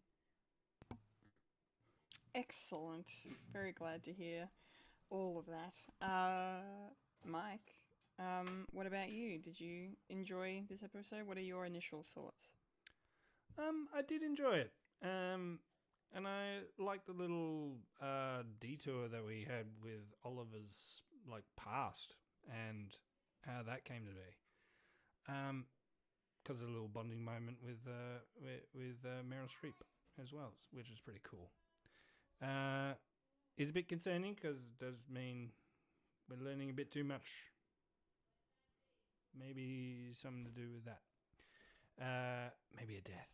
Oh, maybe it's another death in the future. Oliver's going to die. No. Do not put that on this show. Anything is possible. No. Anything is possible. The last season, I think didn't one of us say it, might have been me, I don't know, a couple of weeks ago, like the show should end with like one of them investigating their own murder sort of thing. Oh, I will cry. So will we all. And the killer was Steve Martin. Oh yeah, one of them's investigated for murder, and they actually did a murder, like something like that. Is kind of what they did. Interesting. Might be a way to end the show. But yes, I agree with Fulya. How dare you, Mike? Yes. Do not say that about Oliver. I'll suck it back in.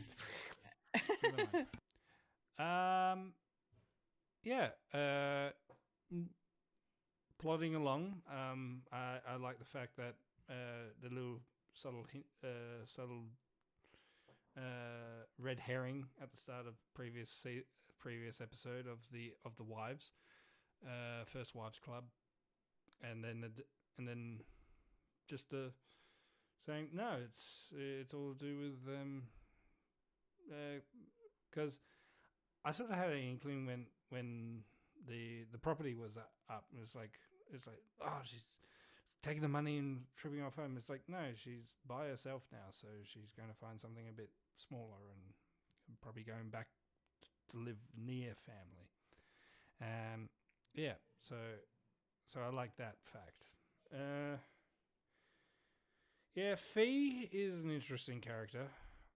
I think they probably wrote that character in so they can give Mabel something to do because she's around about the same age sort of thing, and I suppose and Charles's one is he's on the dating app, so that's his little B plot doing that, and that sort of led towards the ending of this episode, which is kind of cool.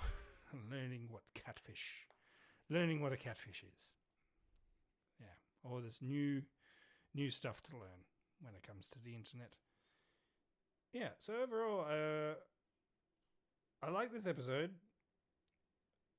I have interesting theories, and they're not sort of solid, considering we're sort of past the midpoint of the season. So there's a lot more stuff to divulge and cover and figure out. So yeah, so it's a good episode. Want more? Yes, like definitely. Yes, definitely want more. All right, let's get into some discussion now. We're going to start with Charles and Mabel and what they're doing, because, at the beginning of the episode, Detective Williams has come in and they're like, let's investigate the finger, let's get the finger off to evidence and find out whose finger it is. And then the finger's gone. No more finger. It vanished. Just a cup of ice. It's just a cup of ice. A Stanley cup of ice. Yep. No more finger. So I enjoyed as I said at the top, I do adore Detective Williams. I love Divine Joy Randolph. She's fantastic, and it's nice to see that they brought her back in to the show and getting her involved with the case.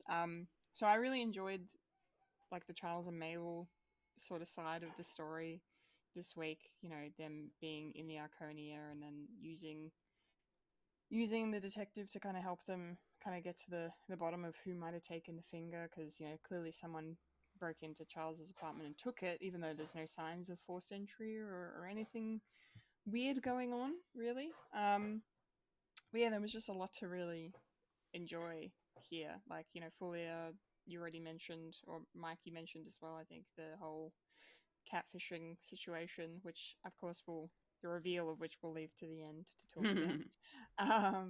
But I got a lot of joy out of just watching Charles be on online dating apps, and just listing off all the names of them, and that was a lot of fun, and just him interacting with this woman he's never met, and it's just they're exchanging photos of body parts to be like teasing out the reveal, and then Mabel's immediately just like, you're being catfished. Yep. And then he's wearing an earring for some reason. Like, I noticed it before Before she pointed mentioned it out. it, I did Yeah, not. and I was like, why is he wearing an earring for?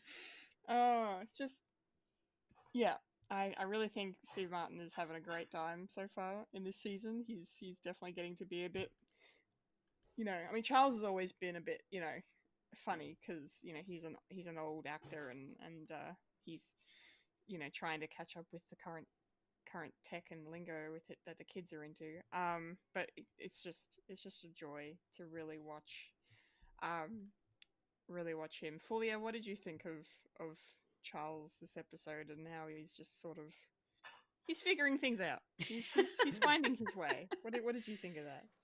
Yeah, look, honestly, he didn't get much to do in this particular episode. He was mostly sort of just about his dating app, and he's essentially become the sidekick to Mabel in this case, while Oliver goes off with Loretta doing his thing and investigating the wives. So it was interesting to see the little bit that we got to see of Charles just being himself and being on the dating apps and conversing with this one lady, quote unquote, that he's been talking to. And just every time Mabel and the detective and him sort of, they're all together looking into things and they're talking about something, it's just his phone notification goes off and it sort of interrupts the flow of the conversation. It's like, oh, it's just the person I'm talking to, and makes me laugh and all that sort of stuff. And it's just hilarious to also see the two ladies, their reactions to him doing all that sort of stuff. Oh man, like it was fun to sort of watch him be the distraction essentially in this particular episode. So it was, yeah, Steve Barter's just always, you know, having a ball, like no matter what he does, and I love that because now we're kind of getting to a point where Oliver's taking things a little bit more seriously compared to what Charles is. So I'm kind of noticing in this season. Yeah. So now we're getting all of the comedy out of Charles this time, more so. And especially after what happened last episode, where he got a little too horny for his own good and lost his phone, which coincidentally he got his phone back in this episode, which was interesting. And I'm like, wait, how and when?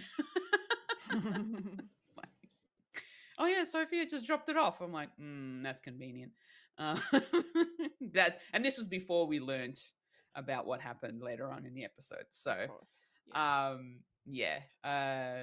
it was just fun to watch Charles do his thing and just try to go on the dating apps. That's hilarious.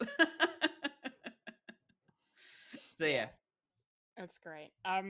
Mike, are you enjoying Charles in this episode getting to just really be the comedic relief at this point?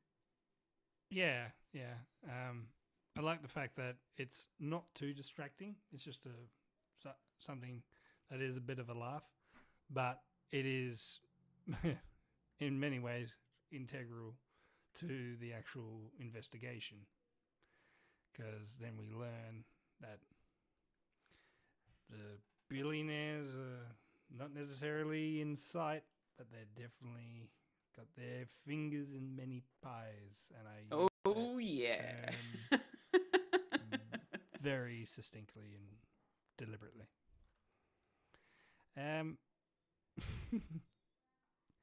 Yeah, it's funny that I like seeing Steve Martin just have fun and not to be taken too seriously, because you're in the twilight of your years, especially with your career. You can just do whatever. Yeah, sure. He gets his ears pierced. And I'm surprised they didn't do the which is the gay side again? Is it this side? Was it this side? Because that was big during the 90s. Yeah. Yeah. Can't really explain too much. It was really enjoyable seeing an elderly man being catfished on the internet. Yeah, it was pretty fantastic. Cool. Well, yeah. I guess the other thing, a couple other things to quickly talk about with the Charles and Mabel stuff is that I just have to shout out, Lester the robot continuing to be just looks a little bit best. different this time. A little bit. He's got a new look now that he's, since he got dropped off the side of the building into the Howard's also looking after him very well. yeah, because Lester called Howard Daddy. Episode, and I believe it was either Mabel or Detective Williams that just responded with the appropriate amount of cringe, and God bless them for that. That was next level, because it's like, okay, is Howard in a relationship with this robot? Which I would not put that past him at all. And go off, Howard. You do you, boo. I still love you. But yeah, whatever relationship they have, it's fun. I'm really enjoying how the robot also pops up in the title sequence too. I know, yes, they've put him in there. Forget the cats. The cats are gone. The cats are yesterday's news. No more dogs either. No more dogs. It's the robot. And speaking of the opening titles, they were all wearing detective hats and jackets. Our three characters in the windows. That was fun. Yeah, and then during this Lester stuff, because they use Lester to try and get to the security footage, because bless thee, she's secretly a fan. She just wants to get involved on the murder investigation, and she does help them and give them some valuable information that leads them to the conclusion we get to at the end of this episode, which is great. But that then obviously sets in motion Mabel kind of being really rude to her, because I think she's had enough. yeah, and which I don't blame her, because we all have these people that in our lives that irritate us or do things that just annoy us in some sense, or makes you feel down. Yeah, in a way. Yeah, and people from your younger years always have that effect on you too.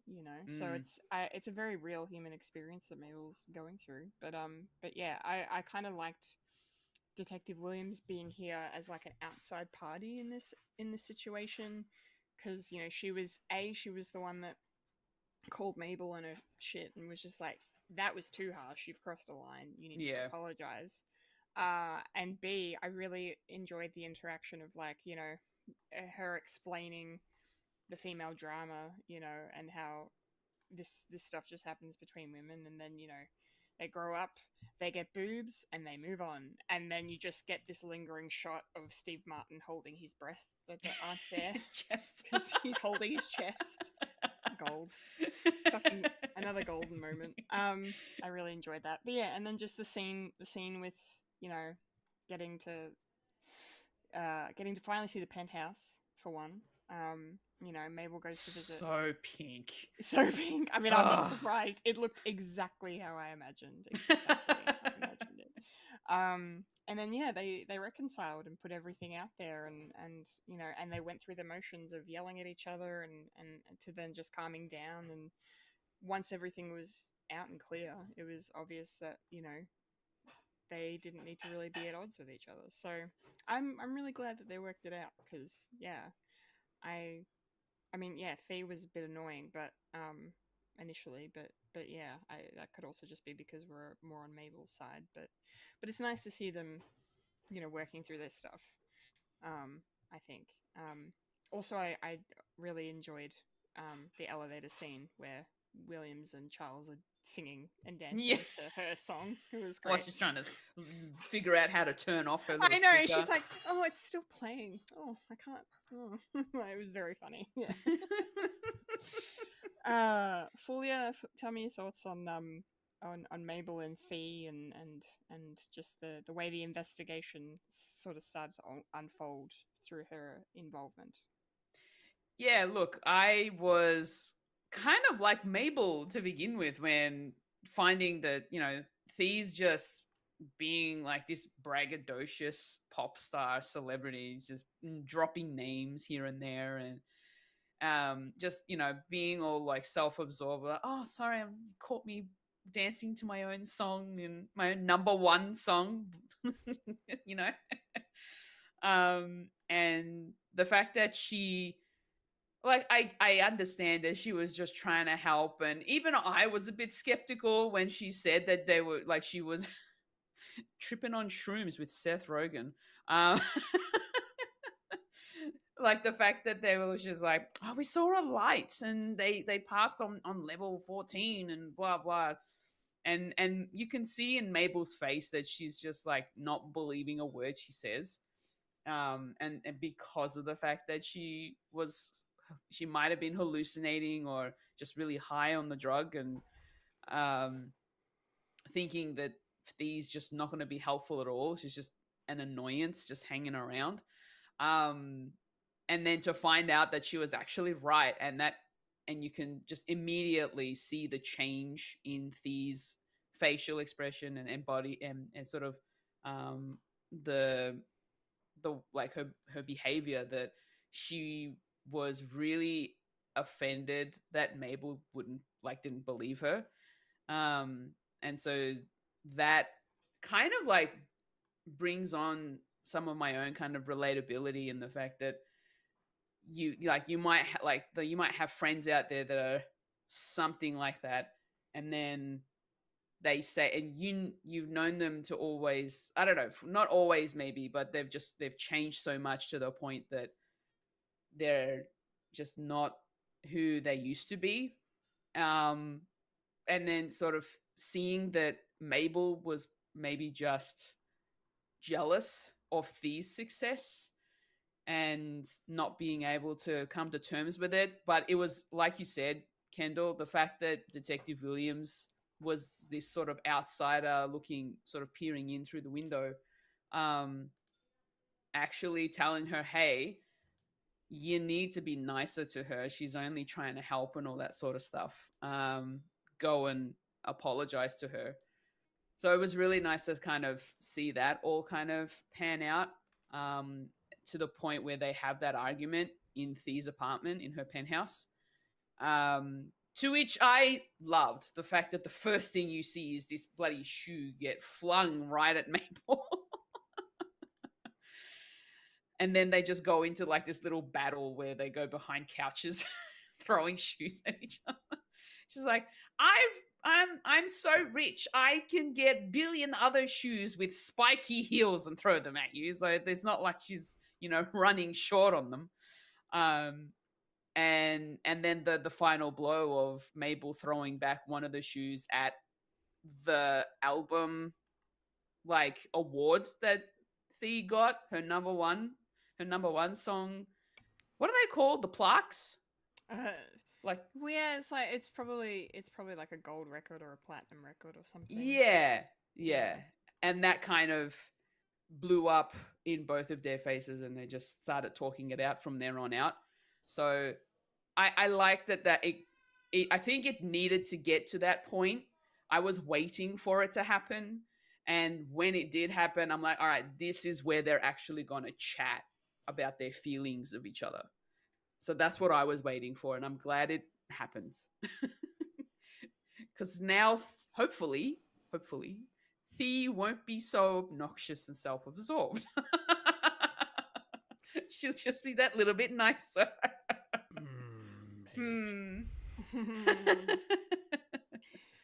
We shall see. Yes, we shall see. We shall see. Mike, what did you think of the Mabel and Thea stuff and the plot thickening here in the Arconia? Not my fave. Not my favourite storyline. Because you're a man. So yeah. Because I don't get boobs and don't change. I stay the same all the way through. I have no self-reflection. I have no character growth. I have been the same since I was at the age of speaking 5. True story that. Yeah, so having said that, yeah, I was sort of on Fee's side. If I dare to go against the grain, I think Mabel just needed to get out of her own way, and considering we've followed her story throughout the entire run of this show, and and adding this sort of character of was there from the beginning, but they left before we saw him. It's like, yeah, retroactive, like inserting of character, shoehorn or retcon, and being jealous of your friend who was there for you, but you've sort of grown apart. And then sort of resenting each other from afar without even talking to each other. It's like, yeah, that is an interesting story. Which was all sorted in this episode. I like the fact that they didn't dwell too much onto it, because if they were to do this throughout the entire season, then it would have got relentless and boring, and then people would say, oh, just shut up and just talk. And essentially that's what they did, because there was little narky comments and little side-eye sort of narc. And then, yeah, and then the real detective just came in and was like, just sort your shit out. and all it is you just need to throw a pair of shoes at each other and just sort your shit out, and then borrow said shoes of being very pink. Very, very pink.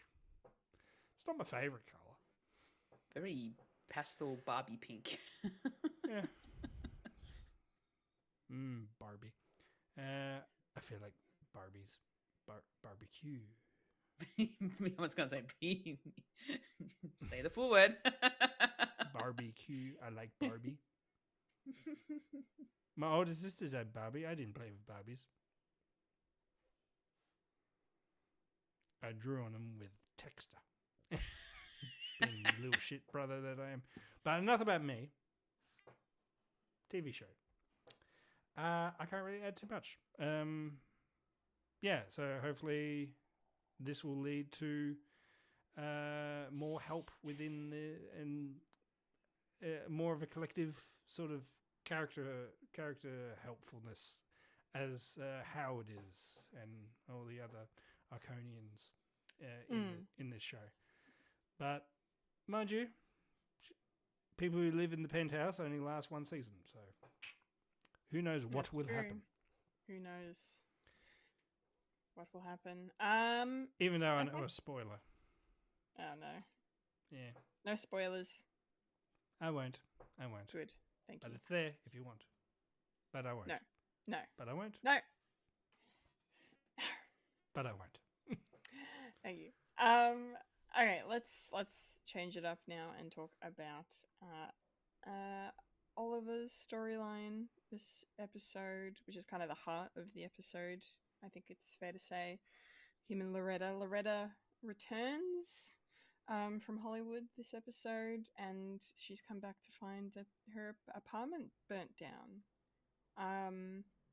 I'm wondering if it's gonna be connected to anything. Probably not. Like, it's just a really random thing to have happened to her, but it's heartbreaking nonetheless. You know, she lists all the things that, you know, the sentimental items that she's lost forever now, and it's just like, oh god, you know, it gets you thinking about what would happen if, you know, your house, your home burnt down and you lost everything. Sort of like, oh my god, maybe they put it in there to, like, I know, reflect on the LA fires, who knows.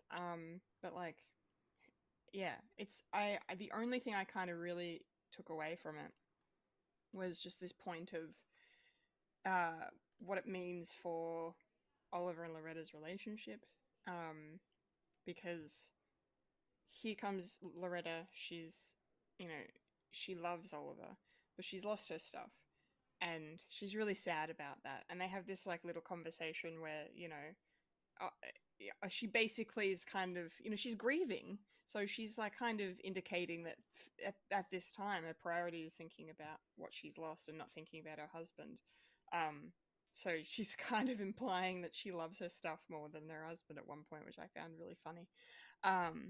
And that, you know, kind of begins the journey for her in this episode as well, as she comes to terms with what she's lost and realizes that, no, she should be just lucky she has Oliver.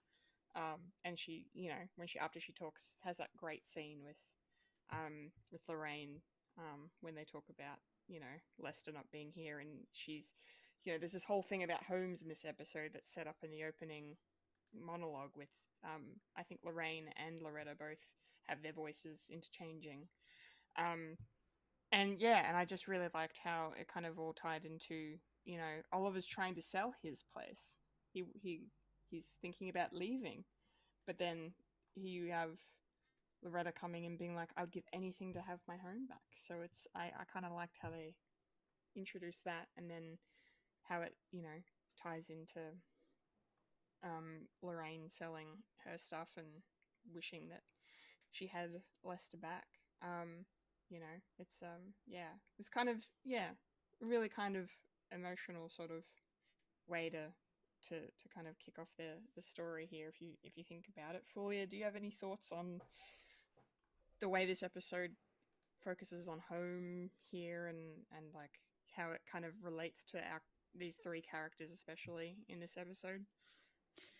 Yeah, it was interesting that they decided to sort of theme it around, you know, a home, a house, all that sort of kind of thing, and finding out that Loretta's place got burnt down. You're right. It does get you thinking about what would happen if, you know, your house was on fire. Like, what are it's like that question that everybody asks. What are the three things that you would take if your house was on fire? Or the one thing that you would take, you know?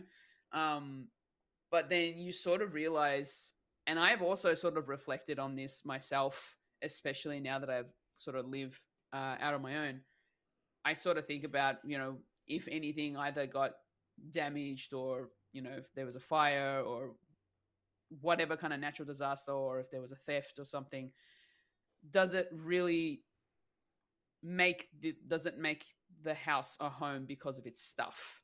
And some people, you know, in some cases, yeah, all right, it does make, like, it does, you do think that way sometimes, depending on all the items that you might have accumulated over years, and you might have some sentimental items that have been sort of passed down in generations and from like family members.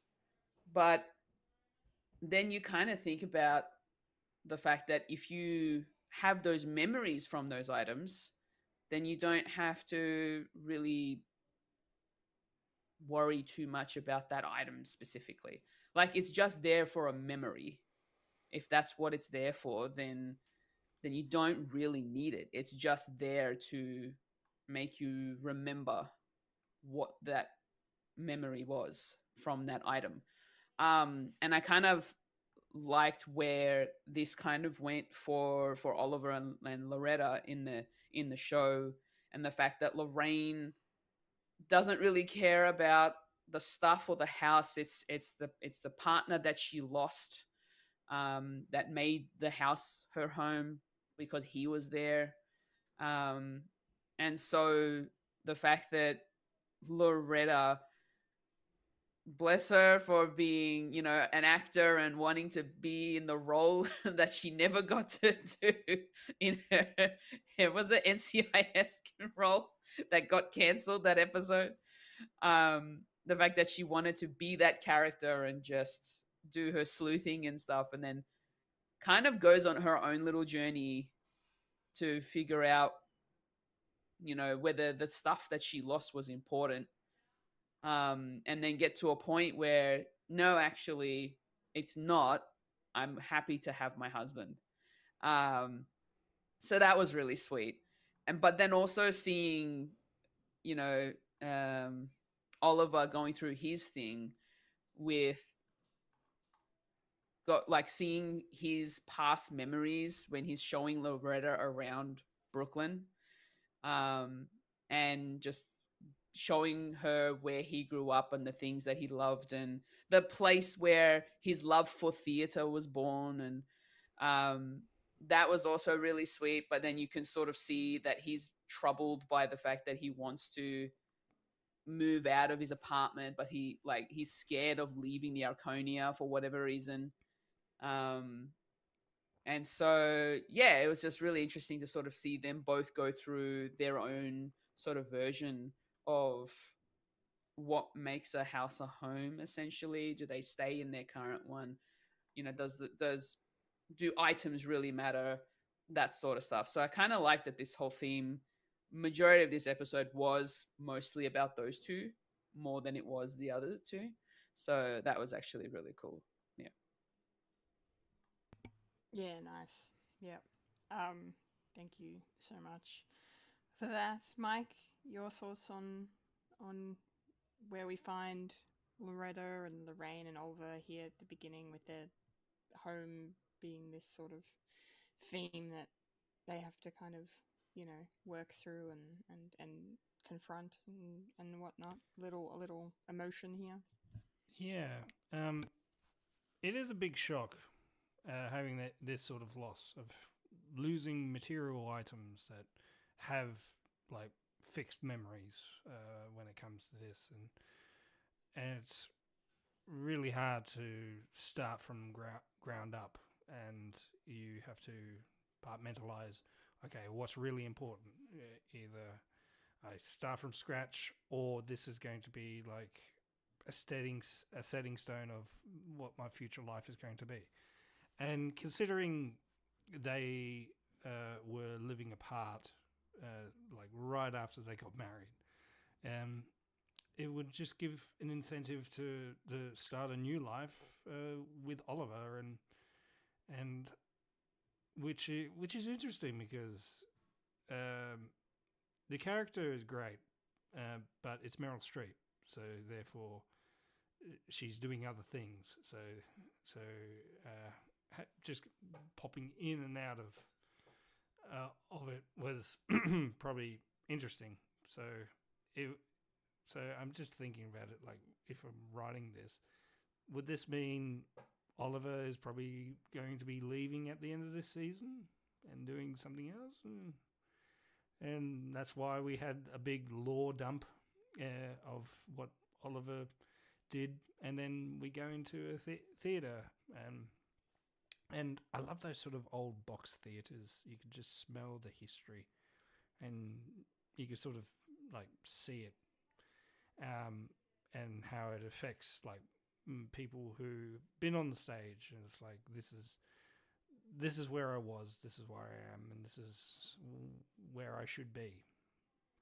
And having that, I did like the fact that this was like their episode, and I didn't mind Charles doing his own thing and Mabel doing her thing, but it's just solely them two, and it's really special. It's just a little slice of life, but also it's sort of putting the investigation in the back foot. Just these two characters. So this will be the point of which what happens like at the end of this season.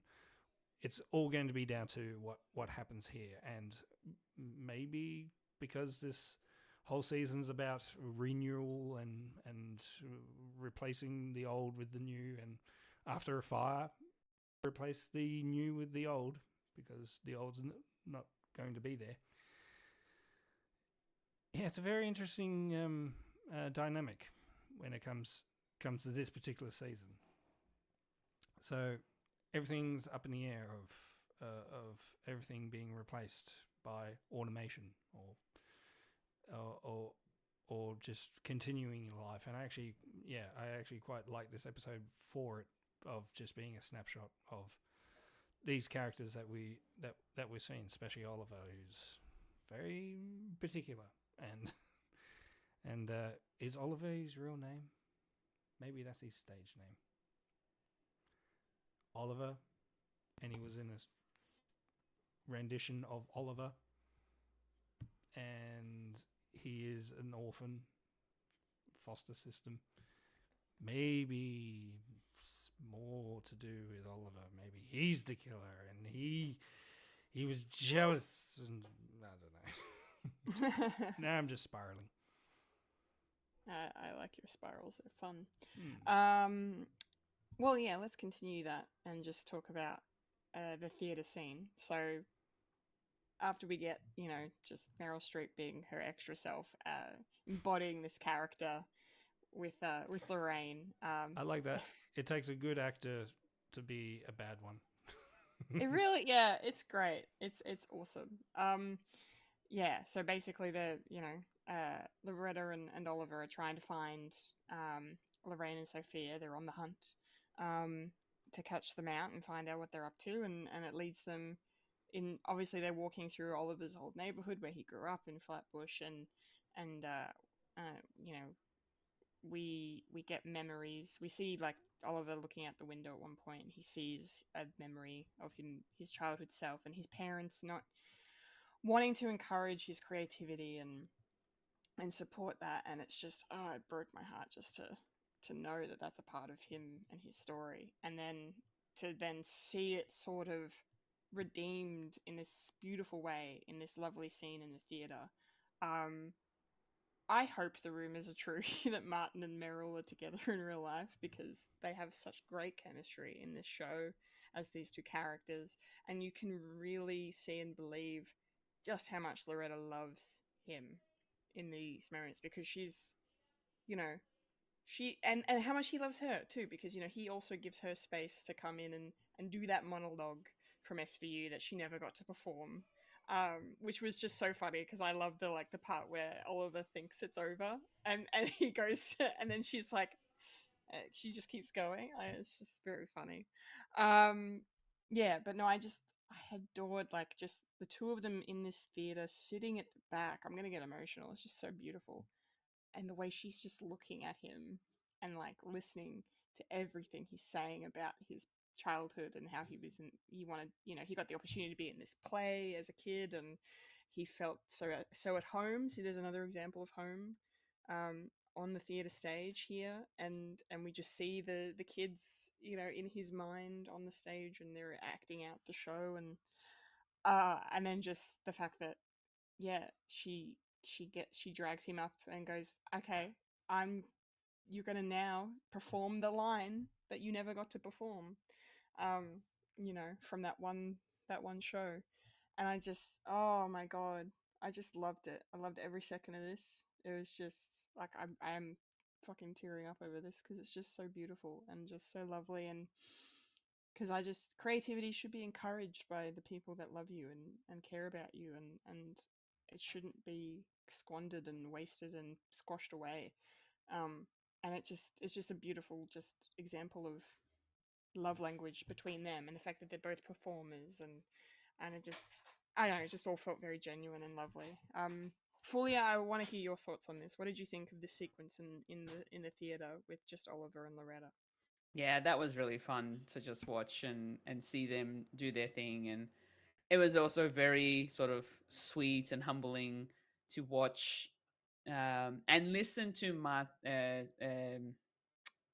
Oliver talk about his history and his past, and as to, why he was apparently a very quiet child when he was a kid. And yeah, I was very sad because, it kind of, even though I didn't have that when I was a kid, it's more so like growing up, trying to, especially in like high school times, getting the whole, the you need to be doing something that's going to earn you money kind of discussion from the parents. And listening to, to his memory of his dad and his mum telling him that sort of stuff, is like, don't worry about theater, do something else. It kind of broke me a little bit, and I'm just like, oh yeah, I know how that feels. So it was really sweet to sort of see that Loretta gave him the opportunity to be like, here, we're at the theater where your love for theater was born.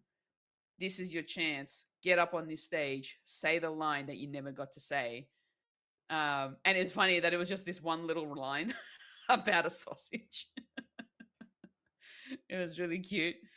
But the fact that he didn't want to be the first one to say it, and got Loretta to do her monologue first.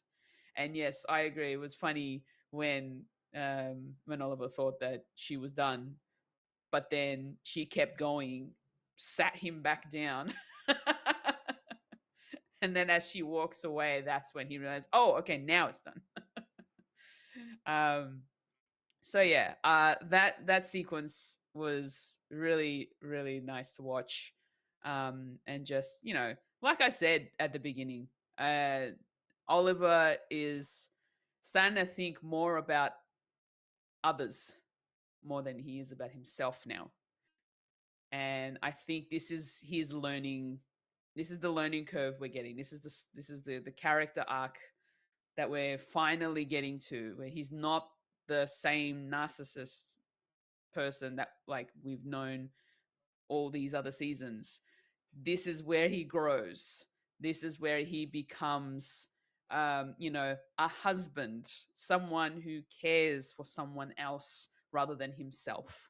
So it's nice to see that sort of play out in this kind of sequence. And I look forward to seeing where else this leads, and especially considering the fact that he's now decided that he's going to take the deal he got for his apartment,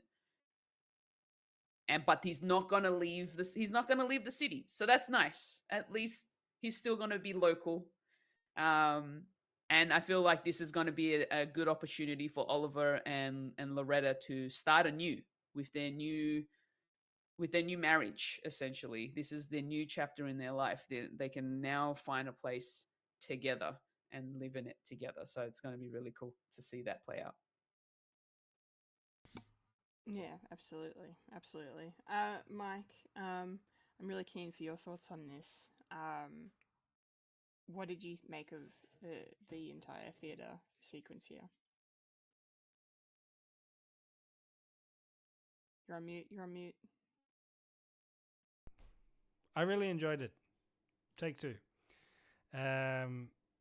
Considering my background, and I am a very artsy sort of person, and been on stage majority of my life. I mean, my first role was by accident. Mum couldn't find babysitter, so they put me in a costume and just put me on stage. And I got the biggest laugh. Anyway, not the brag, humble brag.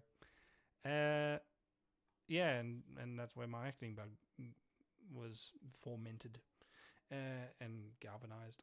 And yeah, it is a struggle to having that sort of life of doing something that you strive for and you love, but also you got to pay the bills, and that is a day-to-day struggle. Considering what my life is now, always trying to be creative and all that, and now having kids who want to be creative and arty does help me going, yeah, I can help you with that and do that. And it's like it's the sort of thing that the cliche is, kids want to make a billy cart in the shed. It's like, hey Dad, can you help me with the billy cart? It's like, sure. And then all of a sudden you're the sole proprietor for that project because you want to make a billy cart for yourself as a kid, and now you're an adult, you've got the means and the tools and the money to actually do it. And it's like, where's Dad? He's still in the shed doing the billy cart. It's like, isn't that your billy cart? Yeah. Living the dream. 3 kids. It helps. Yeah, and with this, you say the Oliver, I think the turn for the character was when Mabel called him a narcissist. What's the first thing you say? It's like narcissist, and it's sort of it was a joke, but it was a wake-up call for that character. And and so he decided to like take that opportunity and say, I'm going to do the murder board, and I'm going to do stuff that's for other people. And having Loretta like coming back into his life and doing that, and with the fire and everything falling into place, it's like, you know what?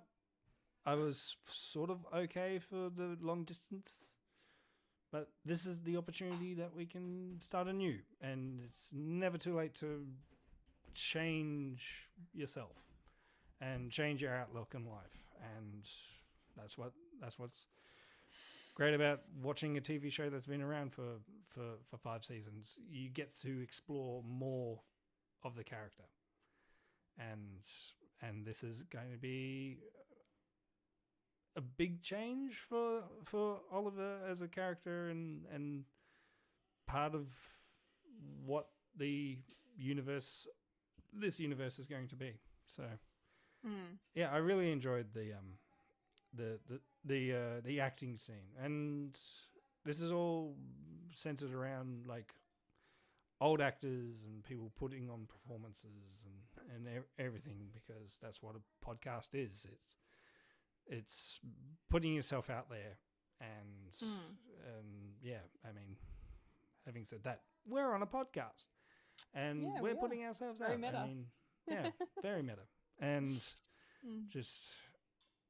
and if people are out there just watching, it's like, that's great, but it's more for yourself, and that's what acting alongside. Like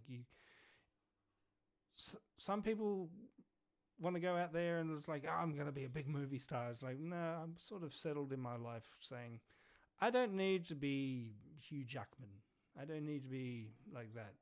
I want to do it for me. That's what it should be about. Yeah, well said, Mike. It's the love of the thing and not necessarily the financial side of it, because if you can be paid for it, good. But if you strive for that, then you're gonna fall on your butt. If you exactly. You do it because you love it. Otherwise, you're not going to be successful anyway, right? Exactly. Yeah. So. Like where my content creating side comes in. Like, it's for me right now, it's just a hobby. Sometimes I get money out of it. Sometimes I get games out of it. But I do it for the love of the thing. It's what I enjoy doing. It's not necessarily for the money or for the free stuff. No. I mean, as good as free stuff is. It helps. I'm not going to It's a deny bonus. it helps. Yeah. Yeah, it was same for me, you know, this podcast and my writing especially, you know, hearing friends of mine read my stuff and tell me that it's like, you know, just these reactions I get, I'm just like, that's worth more than gold to me. Yeah. Like, it's just, yeah, if I never publish officially anything, then I'll be happy with just making my friends smile and cry over something that I wrote, you know. that's rewarding enough. Well, for sure. For beauty for this day and age, you can self-publish. Yeah. You can have a little niche, little section. You very much can. All right, let's start to wrap things up. I just kind of want to smush the endings of the storylines into one final segment. Yeah, so we find out at the theater here that because eventually after the lovely scenes on the stage, we get Lorraine and Sophia up in the rafters applauding, and then we get the reveal of, you know, they obviously definitely didn't kill their husbands, and they're not after money. They're actually putting it towards a really charitable cause and paying it forward into these kids' lives as they, you know, teach them theater, and they're doing newsies, and that's just cute and fun. And I just really liked Lorraine and Oliver's reaction to that, you know. And I especially have to shout out Diane Weist for giving her all as soon as she ran up to Oliver and like, who murdered my husband? Who did it? You tell me. I want names, you know. Yep. Give me a name. It was brilliant. I thought it was so funny. So I really, really enjoyed that little twist. Like, I didn't really suspect them wholly at all, but it was a better reveal than I thought was going to happen. And then the other, obviously, ending, the big twist was, you know, let's not forget about our billionaires so easily, because Bash Steed is responsible for the Last Gasp dating app and is catfishing Charles, as we've mentioned. And then he's also controlling the cameras, the security cameras of the Arconia, because when we were, you know, they were looking through the footage, they could see there was some glitches, some things edited out, removed, and it's very, very suspicious. So yeah.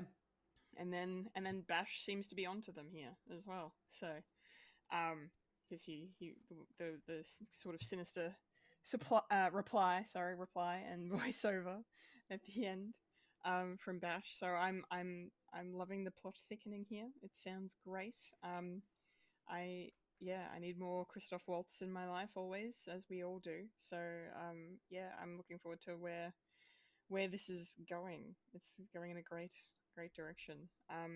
Fulya, tell me your thoughts on our endings here for this episode.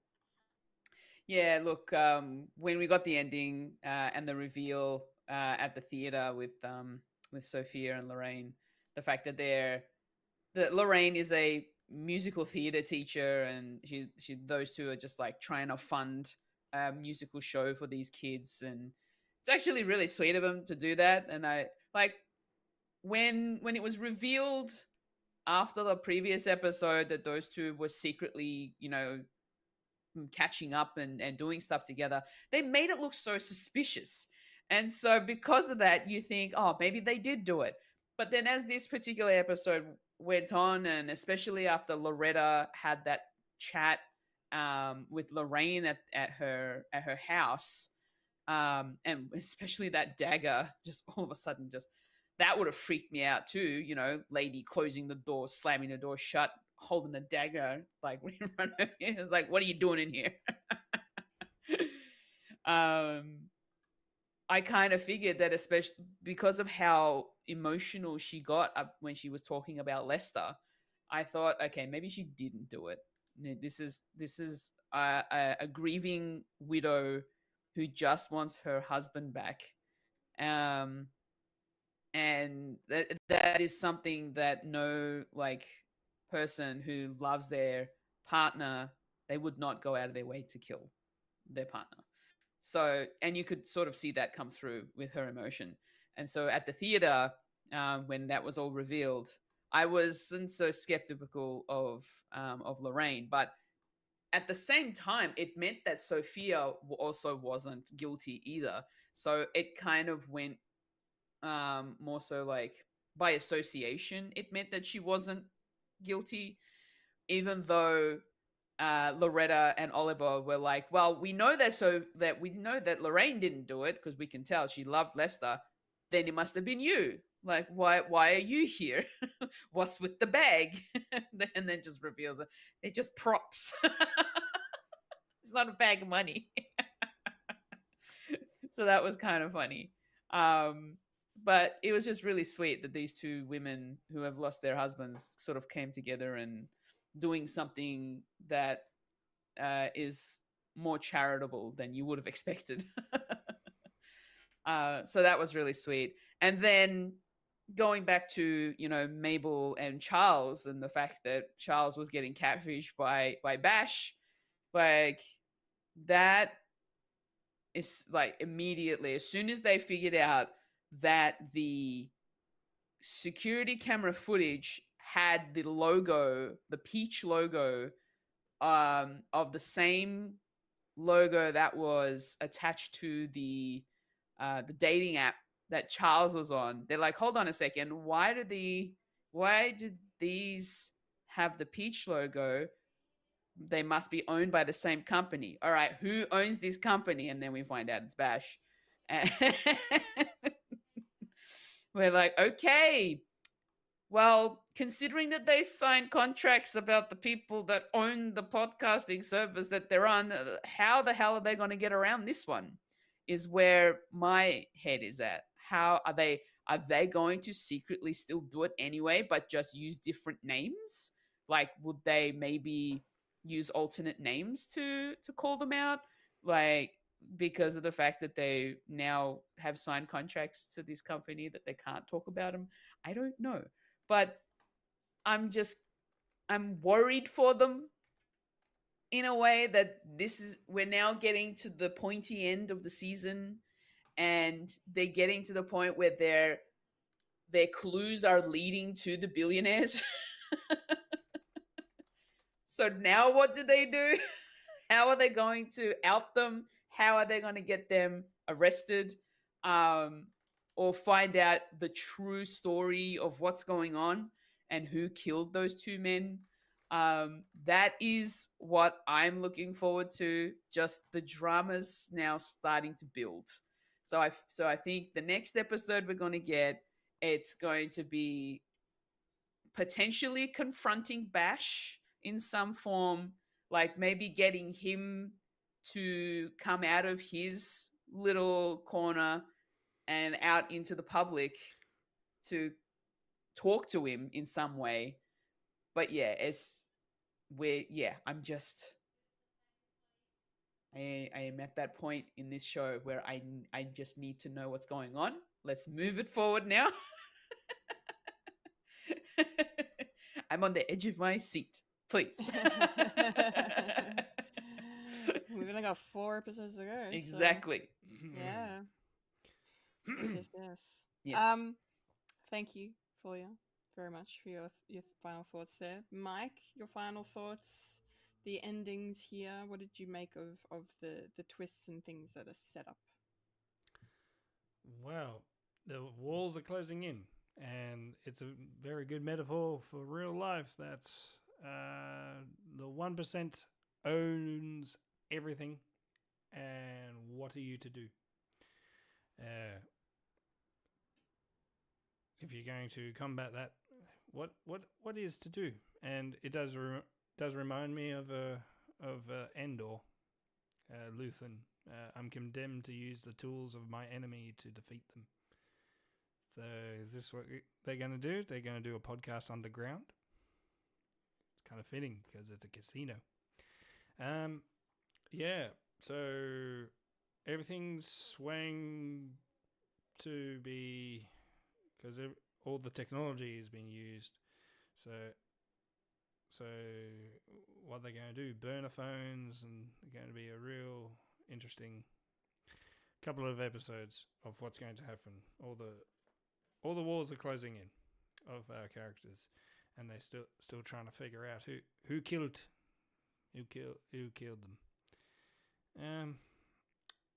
Yeah, I did really enjoy this ending because it's what to do now? I mean, the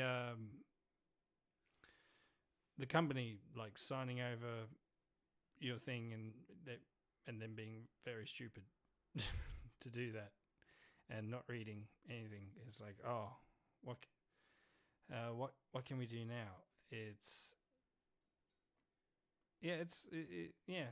don't really have much to say. I just really enjoyed this ending, and it's like, oh, yeah, what to do?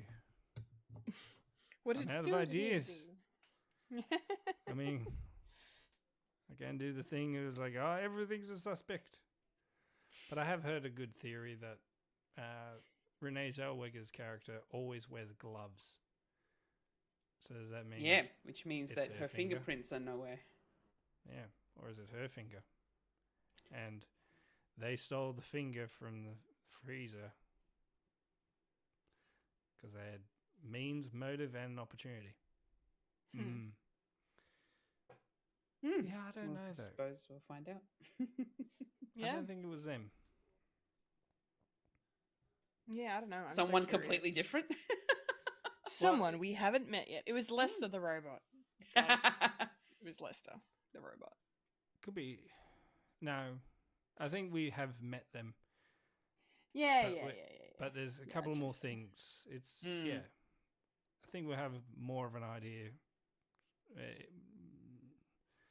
in the 4 more episodes. I mean, well, we'll find out in the last episode. Yes. But definitely in the penultimate episode, last one. Unless they do like the big reveals at the end of the second last episode, and then everything falls into place. Yeah. Yeah. Who knows? Who knows? Who can say? Yeah. I'm out of ideas and out of oomph. And what better timing than now to end the episode? I say let's wrap it there. Thank you. Our thoughts, our review, popcorn culture, only murders in the building, only popcorn in the culture. Murders in the Building, season 5, episode 6, Flatbush. Very good episode. We all enjoyed. And can't wait for more. 4 episodes to go. Yep. 4 episodes to go. We're past halfway. It's all happening. Yep. But yeah, next week we will return for some more thoughts on the show. But until then, 1, a 2, a 3. And that was a podcast called Fred.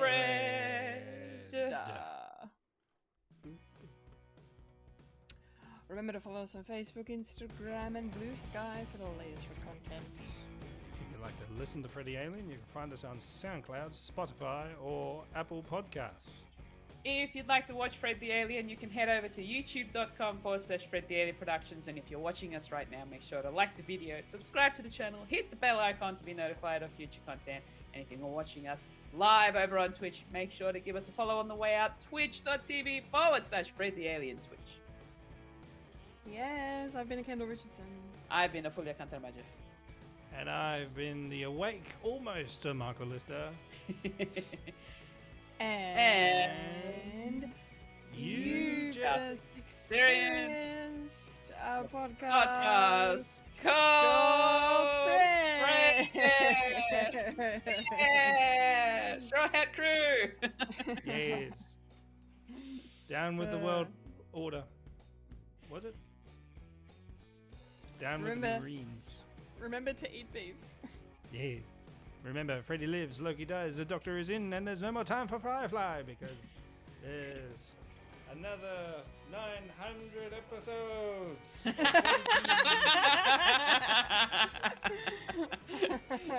Amazing. I love it. Remember to look after yourself and your mental health, everyone. Yes. Thank you for watching. Thank you for listening. Laters, gators, and see.